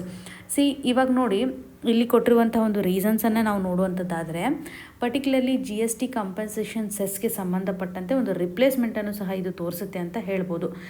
GST compensation ಅಂತ ಬಂದಾಗ GSTಯನ್ನು ಇಂಪ್ಲಿಮೆಂಟ್ ಮಾಡಿರುವಂಥ ಒಂದು ಸಂದರ್ಭದಲ್ಲಿ ಪರ್ಟಿಕ್ಯುಲರ್ಲಿ 2017ರಿಂದ 2022 ತನಕ GST ಕಂಪೆನ್ಸೇಷನನ್ನು ಕೊಡ್ತೀವಿ ಅಂತ. ಸೊ ಆಲ್ರೆಡಿ GSTಯಿಂದ ತೊಂದರೆ ಆಗ್ತಾ ಇರುವಂತಹ ರಾಷ್ಟ್ರಗಳಿಗೆ GST ಕಂಪೆನ್ಸೇಷನ್ ರಿಸೀವ್ ಆಗಿತ್ತು. Because of Covid all this things ನಡು ಸ್ಟಾಪ್ ಮಾಡಿರೋದನ್ನು ಸಹ ನಾವು ಗಮನಿಸ್ತೀವಿ. ಬಟ್ ಸ್ಟಿಲ್ ಇವಾಗ GSTಯ ಒಂದು ಸ್ಟೇಟಸನ್ನು ನೋಡುವಂಥದ್ದಾದರೆ 2025ರಲ್ಲಿ GSTಯನ್ನು ಕಲೆಕ್ಟ್ ಮಾಡ್ತಾ ಇದ್ದಾರೆ. ಸರ್ಕಾರದ ಒಂದು ಡೆಟ್ ಏನಿರುತ್ತಲ್ಲ, ಸೆಂಟ್ರಲ್ ಗೌರ್ಮೆಂಟ್ ಏನು ಸಾಲವನ್ನು ತೆಗೆದುಕೊಂಡಿರುತ್ತಲ್ಲ, ಆ ಒಂದು ಸಾಲವನ್ನು ತೀರಿಸಲಿಕ್ಕೋಸ್ಕರ ಅಂತ ಕಂಪೆನ್ಸೇಷನ್ ಸೆಸ್ ಇವಾಗೂ ಇನ್ನೂ ಇದೆ. GST ಕಂಪೆನ್ಸೇಷನ್ ಇರೋದನ್ನು ನಾವು ನೋಡ್ತಾ ಇದ್ವಿ. ಬಟ್ ಯಾವುದೇ ರೀತಿಯಾಗಿ ಸ್ಟೇಟ್ ಗೌರ್ಮೆಂಟ್ಗೆ ಶೇರ್ ಮಾಡ್ತಾ ಇರೋದಿಲ್ಲ. ಪ್ರಸ್ತುತವಾಗಿ ಒಂದು ಬಿಲ್ಲನ್ನು ಇಂಟ್ರೊಡ್ಯೂಸ್ ಮಾಡ್ತಾ ಇದ್ದಾರೆ. ಪಾನ್ ಮಸಾಲ ಆಗಿರ್ಬೋದು ಮತ್ತು ಟೊಬ್ಯಾಕ್ಗೆ ಸಂಬಂಧಪಟ್ಟಂತೆ ಪಾನ್ ಮಸಾಲ ಮೇಲೆ ಸೆಸ್ಸನ್ನು ಹಾಕಲಿಕ್ಕೆ ಮುಂದಾಗ್ತಾ ಇದ್ದಾರೆ ಅಂತಲೇ ಗಮನಿಸ್ಬೋದು. ಅದರಲ್ಲೂ ಟೊಬ್ಯಾಕೋ ಸಂಬಂಧಪಟ್ಟಂತೆ ಎಕ್ಸೈಸ್ ಡ್ಯೂಟಿಯನ್ನು ಇನ್ಕ್ರೀಸ್ ಮಾಡಬೇಕು ಅಂತ ನಾವಿಲ್ಲಿ ನೋಡ್ತಾ ಇದ್ದೀವಿ. ಸೆಸ್ ಯಾವಾಗ ಹಾಕ್ತಾರೆ ಅಂತಂದರೆ ಒಂದು ಪರ್ಟಿಕ್ಯುಲರ್ ಪರ್ಪಸ್ನ ಆಧಾರದ ಮೇಲೆ. ಇವಾಗ GST ಕಂಪೆನ್ಸೇಷನ್ ಸೆಸ್ ಅಂತಂದರೆ GSTಗೆ ಸಂಬಂಧಪಟ್ಟಂತೆ ಅಂತ ಕಾಣ್ಬೋದು. ಅದೇ ರೀತಿಯಾಗಿ ಸ್ವಚ್ಛ ಭಾರತ್ ಸೆಸ್ ಅಂತ ಇರುತ್ತೆ. ಸ್ವಚ್ಛ ಭಾರತ್ ರಿಲೇಟೆಡ್ ಇರತಕ್ಕಂಥ ಪ್ರೋಗ್ರಾಮ್ಗೆ ಸಂಬಂಧಿಸಿದಂತೆ ಸೆಸ್ಸನ್ನು ಹಾಕ್ತಾ ಇದ್ದಾರೆ ಅಥವಾ ಟ್ಯಾಕ್ಸ್ ಮೇಲೆ ಟ್ಯಾಕ್ಸನ್ನು ವಿಧಿಸ್ತಾ ಇದ್ದಾರೆ ಅಂತ ನೋಡ್ಬೋದು. ಇವಾಗ ಇಂಟ್ರೊಡ್ಯೂಸ್ ಮಾಡಿರುವಂಥ ಒಂದು ಮಸೂದೆ ಅಂತಂದರೆ ಹೆಲ್ತ್ ಸೆಕ್ಯುರಿಟೀಸೇ ನ್ಯಾಷನಲ್ ಸೆಕ್ಯುರಿಟಿ ಅನ್ನುವಂಥದ್ದಾಗಿ ಕಾಣ್ಬೋದು. 2025 ಈ ಒಂದು ಬಿಲ್. ಈ ಒಂದು ಬಿಲ್ಲಲ್ಲಿ ಹೊಸದಾಗಿ ಒಂದು ಸೆಸ್ಸನ್ನು ಹಾಕ್ತಾ ಇದ್ದಾರೆ. ಎದ್ರ ಮೇಲೆ ಹಾಕ್ತಾ ಇದ್ದಾರೆ ಅಂತಂದರೆ ಪರ್ಟಿಕ್ಯುಲರ್ಲಿ ಇವಾಗ ಮಷೀನ್ಸನ್ನು ತೆಗೆದುಕೊಂಡಿರ್ತಾರಲ್ಲ, ಪಾನ್ ಮಸಾಲನ ಮಾಡುವಂಥ ಒಂದು ಸಂದರ್ಭದಲ್ಲಿ ಆ ಮಷೀನ್ಸ್ಗಳ ಮೇಲೆ ಹಾಕುವಂಥದ್ದನ್ನು ನಾವು ಗಮನ ಹರಿಸ್ಬೋದು. ಹಾಗೂ ಮಸಾಲ ಮ್ಯಾನುಫ್ಯಾಕ್ಚರಿಂಗ್ಗೆ ಸಂಬಂಧಪಟ್ಟಂತೆ ನಾವು ನೋಡಿದಾಗ ಯಾವ ರೀತಿಯಂಥ ಒಂದು ಪ್ರೊಸೆಸ್ಸನ್ನು ಫಾಲೋ ಮಾಡಿರ್ತಾರೆ, ಈ ಒಂದು ಪ್ರೊಸೆಸ್ ಮೇಲೂ ಸಹ ಸೆಸ್ಸನ್ನು ಹಾಕುವಂಥದ್ದು. ಒಂದು ಮಷಿನ್ನ ಆಧಾರದ ಮೇಲೆ ಹಾಕ್ತಾ ಇದ್ದಾರೆ, ಪ್ರೊಸೆಸ್ನ ಆಧಾರದ ಮೇಲೆ ತಯಾರಿಕೆ ಮಾಡ್ತಕ್ಕಂಥ ಒಂದು ಹಂತಗಳು ಯಾವ ರೀತಿಯಾಗಿರುತ್ತೆ ಅದರ ಆಧಾರದ ಮೇಲೂ ಸಹ ಮ್ಯಾನುಫ್ಯಾಕ್ಚರಿಂಗ್ ಪ್ರೊಸೆಸ್ ನಡಿನಲ್ಲಿಯೂ ಸಹ ಸೆಸ್ಸನ್ನು ಹಾಕ್ತಾ ಇದ್ದಾರೆ. ಈ ಒಂದು ಬಿಲ್ಲಲ್ಲಿರುವಂಥ ಫೀಚರ್ಸ್ ಅಂತ ಹೇಳ್ಬೋದು. ಇದರ ಒಂದು ಪರ್ಪಸ್ ಅಂತ ಬಂದಾಗ ಇವಾಗ GST ಕಂಪನ್ಸೇಷನ್ ಸೆಸ್ ಏನಿತ್ತಲ್ಲ ಅದನ್ನು ರಿಪ್ಲೇಸ್ ಮಾಡುತ್ತೆ ಅಂತ ಹೇಳ್ಬೋದು. ಹೆಲ್ತ್ ಸೆಕ್ಯೂರಿಟಿಯನ್ನು ಇದು ತಂದು ಕೊಡುತ್ತೆ, ಜೊತೆಗೆ ನ್ಯಾಷನಲ್ ಸೆಕ್ಯೂರಿಟಿಯನ್ನು ಸಹ ತರುತ್ತೆ ಅನ್ನೋದನ್ನು ಗಮನ ಹರಿಸ್ಬೋದು. ಇದರೊಂದಿಗೆ ಇರ್ತಕ್ಕಂಥ ಇನ್ನೊಂದು ಬಿಲ್ ಅಂತಂದರೆ ಟೊಬ್ಯಾಕೋ ರಿಲೇಟೆಡ್ ಇರುವಂಥ ಪ್ರಾಡಕ್ಟನ್ನು ಕಂಟ್ರೋಲ್ ಮಾಡಲಿಕ್ಕೆ ಸೆಂಟ್ರಲ್ ಎಕ್ಸೈಸ್ ಬಿಲ್ ಅಂತ ಕಾಣ್ಬೋದು. ಈ ಒಂದು ಸೆಂಟ್ರಲ್ ಎಕ್ಸೈಸ್ ಬಿಲ್ಲು 2025 ನಡಿಯಲ್ಲಿ ಒಂದು ಅಮೆಂಡ್ಮೆಂಟ್ನ ಆಧಾರದ ಮೇಲೆ ಎಕ್ಸೈಸ್ ಡ್ಯೂಟಿಯನ್ನು ಇನ್ಕ್ರೀಸ್ ಮಾಡ್ತಾ ಇದ್ದಾರೆ. ಸೊ ಇಲ್ಲಿ ಸೆಸ್ ಆಗ್ತಾ ಇಲ್ಲ, ಬಟ್ ಎಕ್ಸೈಸ್ ಡ್ಯೂಟಿಯನ್ನು ಇನ್ಕ್ರೀಸ್ ಮಾಡ್ತಾ ಇದ್ದಾರೆ ಟೊಬ್ಯಾಕೋ ಪ್ರಾಡಕ್ಟ್ಗೆ ಸಂಬಂಧಪಟ್ಟಂತೆ ನಾವು ಕಾಣ್ಬೋದು. ಸೊ ಇದು ಸಹ GST ಕಂಪನ್ಸೇಷನ್ ಸೆಸ್ಸನ್ನು ರಿಪ್ಲೇಸ್ ಮಾಡುವಂಥದ್ದನ್ನು ಗಮನ ಹರಿಸ್ಬೋದು. ಸೊ ಟೊಬ್ಯಾಕೋ ಕನ್ಸಂಪ್ಷನಿಂದ ಏನು ಪಬ್ಲಿಕ್ ಹೆಲ್ತ್ನ ಪ್ರಾಬ್ಲಮ್ ಇರುತ್ತಲ್ಲ ಅದನ್ನು ಸಹ ತಡೆಗಟ್ಟಬಹುದು ಅನ್ನುವಂಥ ನಿಟ್ಟಿನಲ್ಲಿ ಹೊಸ ಸ್ಟೆಪ್ಪನ್ನು ತೆಗೆದುಕೊಳ್ತಾ ಇದ್ದಾರೆ ಅಂತ ಹೇಳ್ಬೋದು. ಪಾನ್ ಮಸಾಲ ಮ್ಯಾನುಫ್ಯಾಕ್ಚರಿಂಗ್ ಅಂತ ಬಂದಾಗ ಇವಾಗ ನೀವು ಅಬ್ಸರ್ವ್ ಮಾಡ್ಬೋದು, ಪಾನ್ ಮಸಾಲ ರಿಲೇಟೆಡ್ ಇರುವಂತೆ ಹೈಯೆಸ್ಟ್ ರೆವಿನ್ಯೂ ಬರ್ತಾ ಇದೆ ಅಂತ ನೋಡ್ಬೋದು. ಇಲ್ಲಿ ರಿಪೋರ್ಟಿಂಗ್ ಸರಿಯಾಗಿ ಆಗ್ತಾ ಇಲ್ಲ, ಪ್ರೊಡಕ್ಷನ್ ಪ್ರೊಸೆಸಲ್ಲಿ ರಿಪೋರ್ಟಿಂಗ್ ಸರಿಯಾಗಿ ಆಗ್ತಾ ಇಲ್ಲ, ಟ್ಯಾಕ್ಸ್ ಇವೇಷನ್ ಮಾಡ್ತಕ್ಕಂಥ ಒಂದು ಸಾಧ್ಯತೆಗಳು ಜಾಸ್ತಿ ಇದ್ದಾವೆ. ಮಷೀನ್ಸನ್ನು ಯೂಸ್ ಮಾಡುವಾಗ ಅನ್ರಿಜಿಸ್ಟರ್ಡ್ ಮಷೀನ್ಸ್ಗಳು ಇರೋದನ್ನು ನಾವು ನೋಡ್ತಾ ಇದ್ದೀವಿ. ಇವುಗಳನ್ನೆಲ್ಲ ಒಂದು ಮಾನಿಟರ್ ಮಾಡಲಿಕ್ಕೆ ಸರಿ ಹೋಗುತ್ತೆ. ಇವಾಗ ಪಾನ್ ಮಸಾಲನ ಹೆಚ್ಚು ಯೂಸ್ ಮಾಡೋದ್ರಿಂದ ಓರಲ್ ಕ್ಯಾನ್ಸರ್ಸ್ಗಳು ಬರ್ತಾ ಇದೆ ಅಲ್ವಾ, ಪಬ್ಲಿಕ್ ಹೆಲ್ತ್ ಮೇಲೂ ಸಹ ಬರ್ಡನ್ ಆಗ್ತಾ ಇದೆ. ಹಾಗಾಗಿ ಇಲ್ಲಿ ಒಂದು ಟ್ಯಾಕ್ಸನ್ನು ಹಾಕಬೇಕು ಅನ್ನುವಂಥ ನಿಟ್ಟಿನಲ್ಲಿ ಕ್ವಶನ್ ಮಾರ್ಕ್ಗಳು ಕ್ರಿಯೇಟ್ ಆಗಿರುವಂಥದ್ದು. ನ್ಯಾಷನಲ್ ಸೆಕ್ಯೂರಿಟಿಗೂ ಸಹ ಹೆಲ್ತ್ ರಿಲೇಟೆಡ್ ಇರುವಂತೆ ಮತ್ತು ಒಂದು ಪ್ಯಾಂಡಮಿಕ್ ಪ್ರಿಪೇರ್ನೆಸ್ ಅಂತ ಸರ್ಕಾರ ಏನು ಕನ್ಸಿಡರೇಷನ್ ಮಾಡ್ತಿದೆ ಆ ಒಂದು ಹಂತದಲ್ಲಿ ಇದನ್ನು ಲಿಂಕ್ ಮಾಡಲಿಕ್ಕೆ ಟ್ರೈ ಮಾಡ್ತಾ ಇದ್ದಾರೆ ಅಂತ ಗಮನ ಹರಿಸ್ಬೋದು. ಸೇಮ್ ಕೇಸು ಇವಾಗ ಟೊಬ್ಯಾಕೋ ಅಂತಲೇ ನೋಡ್ಬೋದು. ಟೊಬ್ಯಾಕೋ ರಿಲೇಟೆಡ್ ಇರುವಂತೆ ನಾವು ಗಮನ ಹರಿಸೋದಾದರೆ ಎಷ್ಟರ ಮಟ್ಟಿಗೆ ಇದು ಹೆಲ್ತ್ ರಿಲೇಟೆಡ್ ಇರುವಂತೆ ಪ್ರಾಬ್ಲಮನ್ನು ಕ್ರಿಯೇಟ್ ಆಗಿದೆ. ಒಂದು ಇಯರ್ ವೈಸ್ ನಾವು ನೋಡಿದಾಗ 1 ಮಿಲಿಯನ್ ಅಷ್ಟು ಟೊಬ್ಯಾಕೋ ರಿಲೇಟೆಡ್ ಇರ್ತಕ್ಕಂಥ ಡೆತ್ಗಳು ಆಗ್ತಾ ಇದೆ, ಓಕೆ, ಆ್ಯನ್ಯುವಲ್ ಬೇಸಿಸ್ ಮೇಲೆ. ಸೊ ಹೆಲ್ತ್ ರಿಲೇಟೆಡ್ ಇರುವಂಥ ಬರ್ಡನ್ ಇಲ್ಲೂ ಜಾಸ್ತಿ ಇರೋದ್ರಿಂದ WHO ರೆಕಮೆಂಡ್ ಮಾಡಿರೋ ಪ್ರಕಾರ ಟ್ಯಾಕ್ಸೇಷನ್ ಜಾಸ್ತಿ ಮಾಡೋದ್ರಿಂದ ಟೊಬ್ಯಾಕೋ ಮೇಲೆ ಟ್ಯಾಕ್ಸ್ ಜಾಸ್ತಿ ಮಾಡ್ತಾ ಇದ್ದರೆ ಆಟೋಮೆಟಿಕ್ಲಿ ಇದರ ಒಂದು ಯೂಸೇಜ್ ಏನಿದೆಯಲ್ಲ ಅದನ್ನು ಬಳಕೆ ಮಾಡುವಂಥದ್ದು ಕಡಿಮೆ ಆಗುತ್ತೆ ಅನ್ನೋದನ್ನು ನಾವು ಗಮನಿಸ್ಬೋದು. ಹಾಗಾಗಿ ಹೆಲ್ತ್ನ ಒಂದು ಕನ್ಸರ್ನ್ ಆಧಾರದ ಮೇಲೆ ಈ ಒಂದು ಸ್ಟೆಪ್ಪನ್ನು ತೆಗೆದುಕೊಂಡಿದ್ದಾರೆ ಅಂತಲೇ ಗಮನ ಹರಿಸ್ಬೋದು. ಸೊ ಪರ್ಟಿಕ್ಯುಲರ್ಲಿ ಇಲ್ಲಿ ಬಿಲ್ಲಲ್ಲಿರುವಂಥ ಫೀಚರ್ಸ್ಗಳು ಇಂಪಾರ್ಟೆಂಟು, ಇಂಟೆನ್ಷನ್ಸ್ ಯಾವ ರೀತಿಯಾಗಿದೆ, ಸೆಸ್ ಅಂದರೆ ಏನು, ಟ್ಯಾಕ್ಸ್ನ ಒಂದು ಇಂಪಾರ್ಟೆನ್ಸ್ ಏನಿದೆ, ಎಕ್ಸೈಸ್ ಡ್ಯೂಟೀಸ್ ಅಂತಂದರೆ ಏನು, ಈ ರೀತಿಯಾದಂತಹ ಬೇಸಿಕ್ ಇನ್ಫಾರ್ಮೇಷನ್ಸ್ಗಳು ತುಂಬ ಇಂಪಾರ್ಟೆಂಟ್ ಆಗುತ್ತೆ. ಸೊ ಎಕ್ಸಾಮಿನೇಷನ್ ಪರ್ಸ್ಪೆಕ್ಟಿವಲ್ಲಿ ಇದೊಂದು ಇಂಪಾರ್ಟೆಂಟ್ ಇಶ್ಯೂ ಅಂತಲೇ ನಾವು ಗಮನ ಹರಿಸ್ಬೋದು. ಇನ್ನು ಮುಂದಿನ ಹಂತದಲ್ಲಿ ಮಸಾಲಾ ಬಾಂಡ್ ಕಾಂಟ್ರವರ್ಸಿ ರೀಇಗ್ನೈಟ್ ಇನ್ ಕೇರಳ. ಈ ಒಂದು ಇಶ್ಯೂನ GS ಪೇಪರ್ 3 ನಡಿನಲ್ಲಿ ಎಕನಾಮಿಗೆ ಸಂಬಂಧಪಟ್ಟಂತೆ ಫಿಸಿಕಲ್ ಪಾಲಿಸಿ ಆಸ್ಪೆಕ್ಟ್ ಆಗಿರ್ಬೋದು, ಎಕ್ಸ್ಟರ್ನಲ್ ಸೆಕ್ಟರ್, ಈ ರೀತಿಯಾದಂಥ ಒಂದು ಇಶ್ಯೂನಲ್ಲಿ ಕವರ್ ಮಾಡ್ಬೋದು. ಪರ್ಟಿಕ್ಯುಲರ್ಲಿ ಇಲ್ಲಿ ಮಸಾಲಾ ಬಾಂಡ್ ಅಂದರೆ ಏನು, ಇದಕ್ಕೆ ಸಂಬಂಧಪಟ್ಟಂಥ ಇಶ್ಯೂ ಏನಿದೆ, ಎಕ್ಸಾಮಿನೇಷನಲ್ಲಿ ಮಸಾಲಾ ಬಾಂಡ್ ರಿಲೇಟೆಡ್ ಇರುವಂಥ ಕ್ವಶನ್ಸನ್ನು ಆಲ್ರೆಡಿ ಕೇಳಿದ್ದಾರೆ. ಇಲ್ಲಿ ಒಂದು ಕಾಂಟ್ರವರ್ಸಿ ಕ್ರಿಯೇಟ್ ಆಗಿದೆ ಕೇರಳಗೆ ಸಂಬಂಧಪಟ್ಟಂತೆ. ಸೊ ಈ ಒಂದು ಹಂತದಲ್ಲಿ ಸಂವಿಧಾನಾತ್ಮಕವಾಗಿ ಕೆಲವೊಂದಿಷ್ಟು ಪ್ರೊವಿಷನ್ಸ್ಗಳು ವಯೋಲೇಷನ್ ಆಗ್ತಾ ಇರೋದನ್ನು ನೋಡ್ತಾ ಇದ್ದೀವಿ. ಹೋಲಿಸ್ಟಿಕ್ ಆಗಿ ಏನಿದೆ ಇಶ್ಯೂ ಅಂತ ನಾವಿಲ್ಲಿ ಅರ್ಥ ಮಾಡ್ಕೊಳ್ಳೋದಾದರೆ, ಪ್ರಪ್ರಥಮವಾಗಿ ಮಸಾಲಾ ಬಾಂಡ್ ಅಂದರೆ ಏನು. ಮಸಾಲಾ ಬಾಂಡ್ ಅಂತಂದರೆ ಇವಾಗ ಫಾರಿನ್ ಎಂಟಿಟಿ ನಮ್ಮ ದೇಶದಲ್ಲಿ ಇನ್ವೆಸ್ಟ್ಮೆಂಟ್ ಮಾಡ್ತಾ ಇದ್ದಾರೆ ಅಂತಂದರೆ ಫಾರಿನ್ ಇನ್ವೆಸ್ಟರ್ಸ್ಗಳಿಗೆ ಆಫರ್ ಮಾಡ್ತಕ್ಕಂಥ ಬಾಂಡ್ ಅಂತಲೇ ಹೇಳ್ಬೋದು. ಎಸ್, ನೀವು ನಮ್ಮ ಭಾರತದಲ್ಲಿ ಇನ್ವೆಸ್ಟ್ಮೆಂಟ್ ಮಾಡ್ಬೋದು, ನಾವು ಅದಕ್ಕೋಸ್ಕರ ಅಂತ ಒಂದು ಮಸಾಲಾ ಬಾಂಡನ್ನು ನಿಮ್ಗೆ ಕೊಡ್ತೇವೆ. ನಮ್ಮ ದೇಶದಲ್ಲಿ ಸ್ಪೈಸಸ್ ತುಂಬ ಪಾಪ್ಯುಲರ್ ಇರೋದ್ರಿಂದ ಈ ನೇಮನ್ನು ಇಟ್ಟಿದ್ದಾರೆ. ಮಸಾಲಾ ಬಾಂಡ್ ಅಂತಂದಾಗ ಫಾರಿನ್ ಎಂಟಿಟಿ ಇನ್ವೆಸ್ಟ್ಮೆಂಟ್ ಮಾಡ್ತಾರೆ. ಸೊ ಫಾರಿನರ್ಸ್ಗಳು ಇನ್ವೆಸ್ಟ್ಮೆಂಟ್ ಮಾಡಲಿಕ್ಕೆ ಇಲ್ಲಿ ರಿಸ್ಕ್ ಇರುತ್ತೆ. ಇದರ ಸ್ಪೆಷಾಲಿಟಿ ಏನಂತಂದರೆ, ಈ ಒಂದು ಬಾಂಡ್ ತೊಗೊಳ್ಳುವಾಗ ನಾವೇನು ಮಾಡ್ತೀವಿ, ಫಾರಿನ್ ಕರೆನ್ಸಿನಲ್ಲಿ ತೆಗೆದುಕೊಳ್ತೀವಿ, ಡಾಲರಲ್ಲಿ ಇದನ್ನು ಕೊಡ್ತೇವೆ. ಇವಾಗ ಒಬ್ಬ ವ್ಯಕ್ತಿ ಫಾರಿನ್ ಇನ್ವೆಸ್ಟರ್ ನಮ್ಮ ದೇಶದಲ್ಲಿ ಇನ್ವೆಸ್ಟ್ಮೆಂಟ್ ಮಾಡಲಿಕ್ಕೆ ಮುಂದಾಗ್ತಾ ಇದ್ದಾನೆ, ಅವನಿಗೆ ಮಸಾಲಾ ಬಾಂಡನ್ನು ನಾವು ಕೊಡುವಂಥ ಸಂದರ್ಭದಲ್ಲಿ ಅವ್ರು ಏನು ಮಾಡ್ತಾರೆ, ಡಾಲರನ್ನು ನಮ್ಗೆ ಕೊಡ್ತಾರೆ, ಓಕೆ. ಬಟ್ ನಾವು ಅವ್ರಿಗೆ ಏನು ರಿಟರ್ನ್ ಕೊಡ್ತಾ ಇರ್ತೀವಲ್ಲ, ಸೊ ಯಾವಾಗ ಅವ್ರು ಮಸಾಲ ಬಾಂಡ್ ನಮ್ಗೆ ವಾಪಸ್ ಕೊಡ್ತಾರಲ್ವ, ಅವಾಗ ನಾವು ಅವ್ರಿಗೆ ಮನಿನ ರಿಟರ್ನ್ ಕೊಡಬೇಕಾಗುತ್ತೆ. ಸೊ ರಿಟರ್ನ್ ಕೊಡುವಂಥ ಸಂದರ್ಭದಲ್ಲಿ ನಾವು ರುಪಿ ಕೊಡ್ತೇವೆ. ಸೊ ಹೀಗಾಗಿ ಇದನ್ನು ರುಪಿ ಡಿನಾಮಿನೇಟೆಡ್ ಬಾಂಡ್ ಅಂತಲೇ ಕರಿತೀವಿ. ಮಸಾಲಾ ಬಾಂಡ್ ಅಂತಂದರೆ ನಾವು ನಾವು ಮನಿಯನ್ನು ತೆಗೆದುಕೊಳ್ಳುವಂಥ ಸಂದರ್ಭದಲ್ಲಿ ಸ್ಟಾರ್ಟಿಂಗ್ ಇನ್ವೆಸ್ಟ್ಮೆಂಟ್ ಮಾಡ್ತಿರ್ತಾರಲ್ಲ, ಇನ್ವೆಸ್ಟರ್ಸ್ಗಳು ಫಾರಿನ್ ಕರೆನ್ಸಿಯಲ್ಲಿ ಕೊಡ್ತಾರೆ. ಎಕ್ಸ್ಚೇಂಜ್ ಮಾಡುವಂಥದ್ದು ಯಾವುದೇ ರೀತಿಯಲ್ಲಿ ಲಯಬಿಲಿಟಿ ಇರೋದಿಲ್ಲ. ಫಾರಿನ್ ಎಕ್ಸ್ಚೇಂಜ್ ಲಯಬಿಲಿಟೀಸ್ಗಳು ಇಲ್ಲಿ ಕ್ರಿಯೇಟ್ ಆಗೋದೇ ಇಲ್ಲ. ಸೊ ನಾವು ಅವ್ರಿಗೆ ರುಪಿನ ಕೊಡ್ತೀವಿ, ಅದು ಅವರ ಒಂದು ರಿಸ್ಕ್ ಅಂತಲೇ ಹೇಳ್ಬೋದು. ಸೊ ಈ ಒಂದು ಕಾನ್ಸೆಪ್ಟನ್ನು 2014ರಲ್ಲಿ ಯಾರು ಇಂಟ್ರೊಡ್ಯೂಸ್ ಮಾಡಿದ್ದಾರೆ ಅಂತಂದರೆ RBI ಅವರು ಇಂಟ್ರೊಡ್ಯೂಸ್ ಮಾಡಿದ್ದಾರೆ ಅಂತಲೇ ಹೇಳ್ಬೋದು. So under external commercial borrowing norms ನಡಿನಲ್ಲಿ ಏನು ಮಾಡ್ತಾರೆ, ಇದನ್ನು ಇಂಟ್ರೊಡ್ಯೂಸ್ ಮಾಡಿರೋದಾಗಿ ನಾವು ಗಮನ ಹರಿಸ್ತಾ ಇದ್ದೀವಿ. ಸೊ ಇದರ ಇಂಪಾರ್ಟೆಂಟ್ ಫೀಚರ್ಸ್ ಅಂತಂದರೆ ರುಪಿ ಡಿನಾಮಿನೇಟೆಡ್ ಇದೆ. ಪರ್ಟಿಕ್ಯುಲರ್ಲಿ ಇಂಟ್ರೆಸ್ಟ್ ಆಗಿರ್ಬೋದು ಅಥವಾ ಇಂಟ್ರೆಸ್ಟ್ ಅಮೌಂಟ್ ಇರ್ಬೋದು, ಪ್ಲಸ್ ಎಷ್ಟು ಇಂಟ್ರೆಸ್ಟ್ ರೇಟ್ ಹಾಕಿರ್ತಾರೆ ಅದಾಗಿರ್ಬೋದು, ಪ್ರಿನ್ಸಿಪಲ್ ಅಮೌಂಟ್ ಇರುತ್ತಲ್ಲ, ಇವೆರಡೂ ಅವ್ರು ಏನು ಮಾಡ್ತಾರೆ, ಇಂಡಿಯನ್ ರುಪಿಯಲ್ಲಿ ರಿಟರ್ನ್ ಮಾಡ್ತಾ ಇರೋದನ್ನು ನಾವು ನೋಡ್ತಾ ಇದ್ದೀವಿ. ಸೊ ಇದನ್ನು ಎಲ್ಲಿ ಇಂಟ್ರೊಡ್ಯೂಸ್ ಮಾಡಿದ್ದಾರೆ ಅಂತಂದರೆ ಫಾರಿನ್ ಮಾರ್ಕೆಟಲ್ಲಿ ಇಂಟ್ರೊಡ್ಯೂಸ್ ಮಾಡಿರುವಂಥದ್ದು, ಲಂಡನ್ ಸ್ಟಾಕ್ ಎಕ್ಸ್ಚೇಂಜ್ನಲ್ಲಿ ಇಂಟ್ರೊಡ್ಯೂಸ್ ಮಾಡ್ತಾರೆ ಅಂತಲೇ ನಾವು ಗಮನ ಹರಿಸ್ಬೋದು. ಅಲ್ಲಿಂದ ಏನು ಮಾಡ್ಬೋದು, ಫಾರಿನ್ ಎಂಟಿಟೀಸ್ಗಳು ತೊಗೋಬೋದು. ಆದರೆ ಇಲ್ಲಿ ಏನು ಮಾಡ್ತಾರೆ, ಒಂದು ಪರ್ಪಸ್ನ ಆಧಾರದ ಮೇಲೆ ಇಂಟ್ರೊಡ್ಯೂಸ್ ಮಾಡ್ತಾರೆ. ಫಾರ್ ಎಕ್ಸಾಂಪಲ್, ಇವಾಗ ಇನ್ಫ್ರಾಸ್ಟ್ರಕ್ಚರ್ ಫಂಡಿಂಗ್ ಅಂತ ನಾವು ಗಮನ ಹರಿಸ್ಬೋದು. ಇನ್ಫ್ರಾಸ್ಟ್ರಕ್ಚರ್ ರಿಲೇಟೆಡ್ ಇರುವಂತೆ ಅಮೌಂಟನ್ನು ನಾವು ರೇಸ್ ಮಾಡಬೇಕಾಗಿದೆ. ಹಾಗಾಗಿ ನಾವು ಒಂದು ಮಸಾಲ ಬಾಂಡನ್ನು ಇಶ್ಯೂ ಮಾಡ್ತಾ ಇದ್ದೀವಿ. ರಿನ್ಯೂಯಬಲ್ ಎನರ್ಜಿಗೆ ಸಂಬಂಧಪಟ್ಟಂತೆ ಇರ್ಬೋದು, ಅಥವಾ ಮೆಟ್ರೋ ಪ್ರಾಜೆಕ್ಟ್ ಆಗಿರ್ಬೋದು. ಸೊ ಈ ರೀತಿಯಂತ ಒಂದು ಎಕ್ಸಾಂಪಲ್ಸ್ಗಳನ್ನು ತೆಗೆದುಕೊಳ್ಬೋದು ಅಲ್ವಾ. ಸೊ ಇವಾಗ ನೋಡಿ, ಪರ್ಟಿಕ್ಯುಲರ್ಲಿ ಕೇರಳ ಇಶ್ಯೂಗೆ ನಾವು ಯಾವ ರೀತಿಯಾಗಿ ಕನೆಕ್ಟ್ ಮಾಡ್ಕೋಬೇಕು ಅಂತಂದರೆ, ಕೇರಳದಲ್ಲಿ infrastructure investment fund board, okay, ಕೇರಳದಲ್ಲಿರ್ತಕ್ಕಂತಹ Kerala infrastructure investment fund board ಅಂತ ಏನಿದೆಯಲ್ಲ, ಇದು ಏನು ಮಾಡುತ್ತೆ ಅಂದರೆ ಮಸಾಲ ಬಾಂಡನ್ನು ಇಂಟ್ರೊಡ್ಯೂಸ್ ಮಾಡುತ್ತೆ 2019ರಲ್ಲಿ ಮಾರ್ಚ್ ಮಂತಲ್ಲಿ ಅಂತ ಮೆನ್ಷನ್ ಮಾಡಿದ್ದಾರೆ. ಸೊ ಇವರು ಟೋಟಲ್ ಆಗಿ ಎಷ್ಟು ಅಮೌಂಟಿಗೋಸ್ಕರ ಮಸಾಲ ಬಾಂಡನ್ನು ರೇಸ್ ಮಾಡಿದ್ದಾರೆ, ಇಂಟ್ರೊಡ್ಯೂಸ್ ಮಾಡಿದ್ದಾರೆ ಅಂತಂದರೆ ರುಪಿ 2150 crores ಅಂತ ನಾವು ಗಮನ ಹರಿಸ್ಬೋದು. ಸೊ ಜನರಲಿ ಒಂದು ಐಡಿಯಾ ಇರಲಿ, ಅದರಿಂದ ನಮಗೆ ಇಶ್ಯೂ ಕ್ಲಿಯರಾಗಿ ಗೊತ್ತಾದರೆ ನಮಗೆ ಕಾನ್ಸೆಪ್ಟು ಗೊತ್ತಾಗುತ್ತೆ. ಸೊ ಈ ಒಂದು ಅಮೌಂಟನ್ನು ರೇಸ್ ಮಾಡ್ಲಿಕ್ಕಂತಲೇ ಲಂಡನ್ ಸ್ಟಾಕ್ ಎಕ್ಸ್ಚೇಂಜ್ ನಡಿನಲ್ಲಿ ಹಾಗೂ ಸಿಂಗಪೂರ್ ಸ್ಟಾಕ್ ಎಕ್ಸ್ಚೇಂಜ್ ನಡಿನಲ್ಲಿ ಇಂಟ್ರೊಡ್ಯೂಸ್ ಮಾಡಿರೋದನ್ನು ನಾವು ಗಮನಿಸ್ತಾ ಇದ್ದೀವಿ. ಯಾರು ಮಾಡಿದ್ದಾರೆ? ಕೇರಳದವ್ರು ಮಾಡಿದ್ದಾರೆ. Because of infrastructure project. So ಅದನ್ನು ಫುಲ್ಲಿ ರೀಪೇಡ್ ಆಗಬೇಕು ಅಂತ 2024ರಲ್ಲಿ ಒಂದು ಟಾರ್ಗೆಟನ್ನು ಹಾಕ್ಕೊಂಡಿದ್ದಾರೆ. ಅದಕ್ಕೆ ಸಂಬಂಧಪಟ್ಟಂತೆ ಪರ್ಪಸ್ ಏನಿದೆ, ಇವರ ಒಂದು infrastructure project, road, hospital, schools, ಈ ರೀತಿಯಾಗಿ ಜನರಲ್ ಆಗಿ ಏನೊಂದು ಪಬ್ಲಿಕ್ ವೆಲ್ಫೇರಿಸ್ಟಿಕ್ ಆ್ಯಕ್ಟಿವಿಟೀಸ್ಗಳಿದಾವಲ್ಲ, ಸೊ ಅದಕ್ಕೆ ಸಂಬಂಧಪಟ್ಟಂತೆ ಒಂದು ಪರ್ಪಸ್ನ ಆಧಾರದ ಮೇಲೆ ಪಬ್ಲಿಕ್ ಎಕ್ಸ್ಪೆಂಡಿಚರ್ ಅಂತಲೇ ನಾವಿಲ್ಲಿ ಗಮನ ಹರಿಸ್ಬೋದು. ಇನ್ಫ್ರಾಸ್ಟ್ರಕ್ಚರ್ ಪ್ರಾಜೆಕ್ಟ್ ನಡಿನಲ್ಲಿ ನಾವು ನೋಡ್ತಾ ಇದ್ದೀವಿ. ಸೊ ಇವಾಗ ಪರ್ಟಿಕ್ಯುಲರ್ಲಿ ಕ್ವಶನ್ ಯಾಕೆ ರೇಸ್ ಆಗಿದೆ ಅಂತಂದರೆ, ಇವಾಗ ಮಸಾಲ ಬಾಂಡನ್ನು ಇಶ್ಯೂ ಮಾಡಿದಾರಲ್ಲ, ಈಗ ನೋಡಿ ಸ್ಟೇಟ್ ಗೌರ್ಮೆಂಟು ಔಟ್ಸೈಡಿಂದ ಮನಿಯನ್ನು ರೇಸ್ ಮಾಡ್ದಂಗೆ ಆಗುತ್ತೆ. ಇದು ಎಕ್ಸ್ಟರ್ನಲ್ ಕಮರ್ಷಿಯಲ್ ಬಾರೋಯಿಂಗ್ ನಡಿನಲ್ಲಿ ಕಂಡುಬರುತ್ತೆ. ಈ ಒಂದು ಹಂತದಲ್ಲಿ ಯಾವ್ಯಾವ ಎಂಟಿಟೀಸ್ಗಳು ಕ್ವಶನ್ಸನ್ನು ರೇಸ್ ಮಾಡಿದೆ ಅಂತ ನಾವಿಲ್ಲಿ ಗಮನ ಹರಿಸ್ಬೋದು.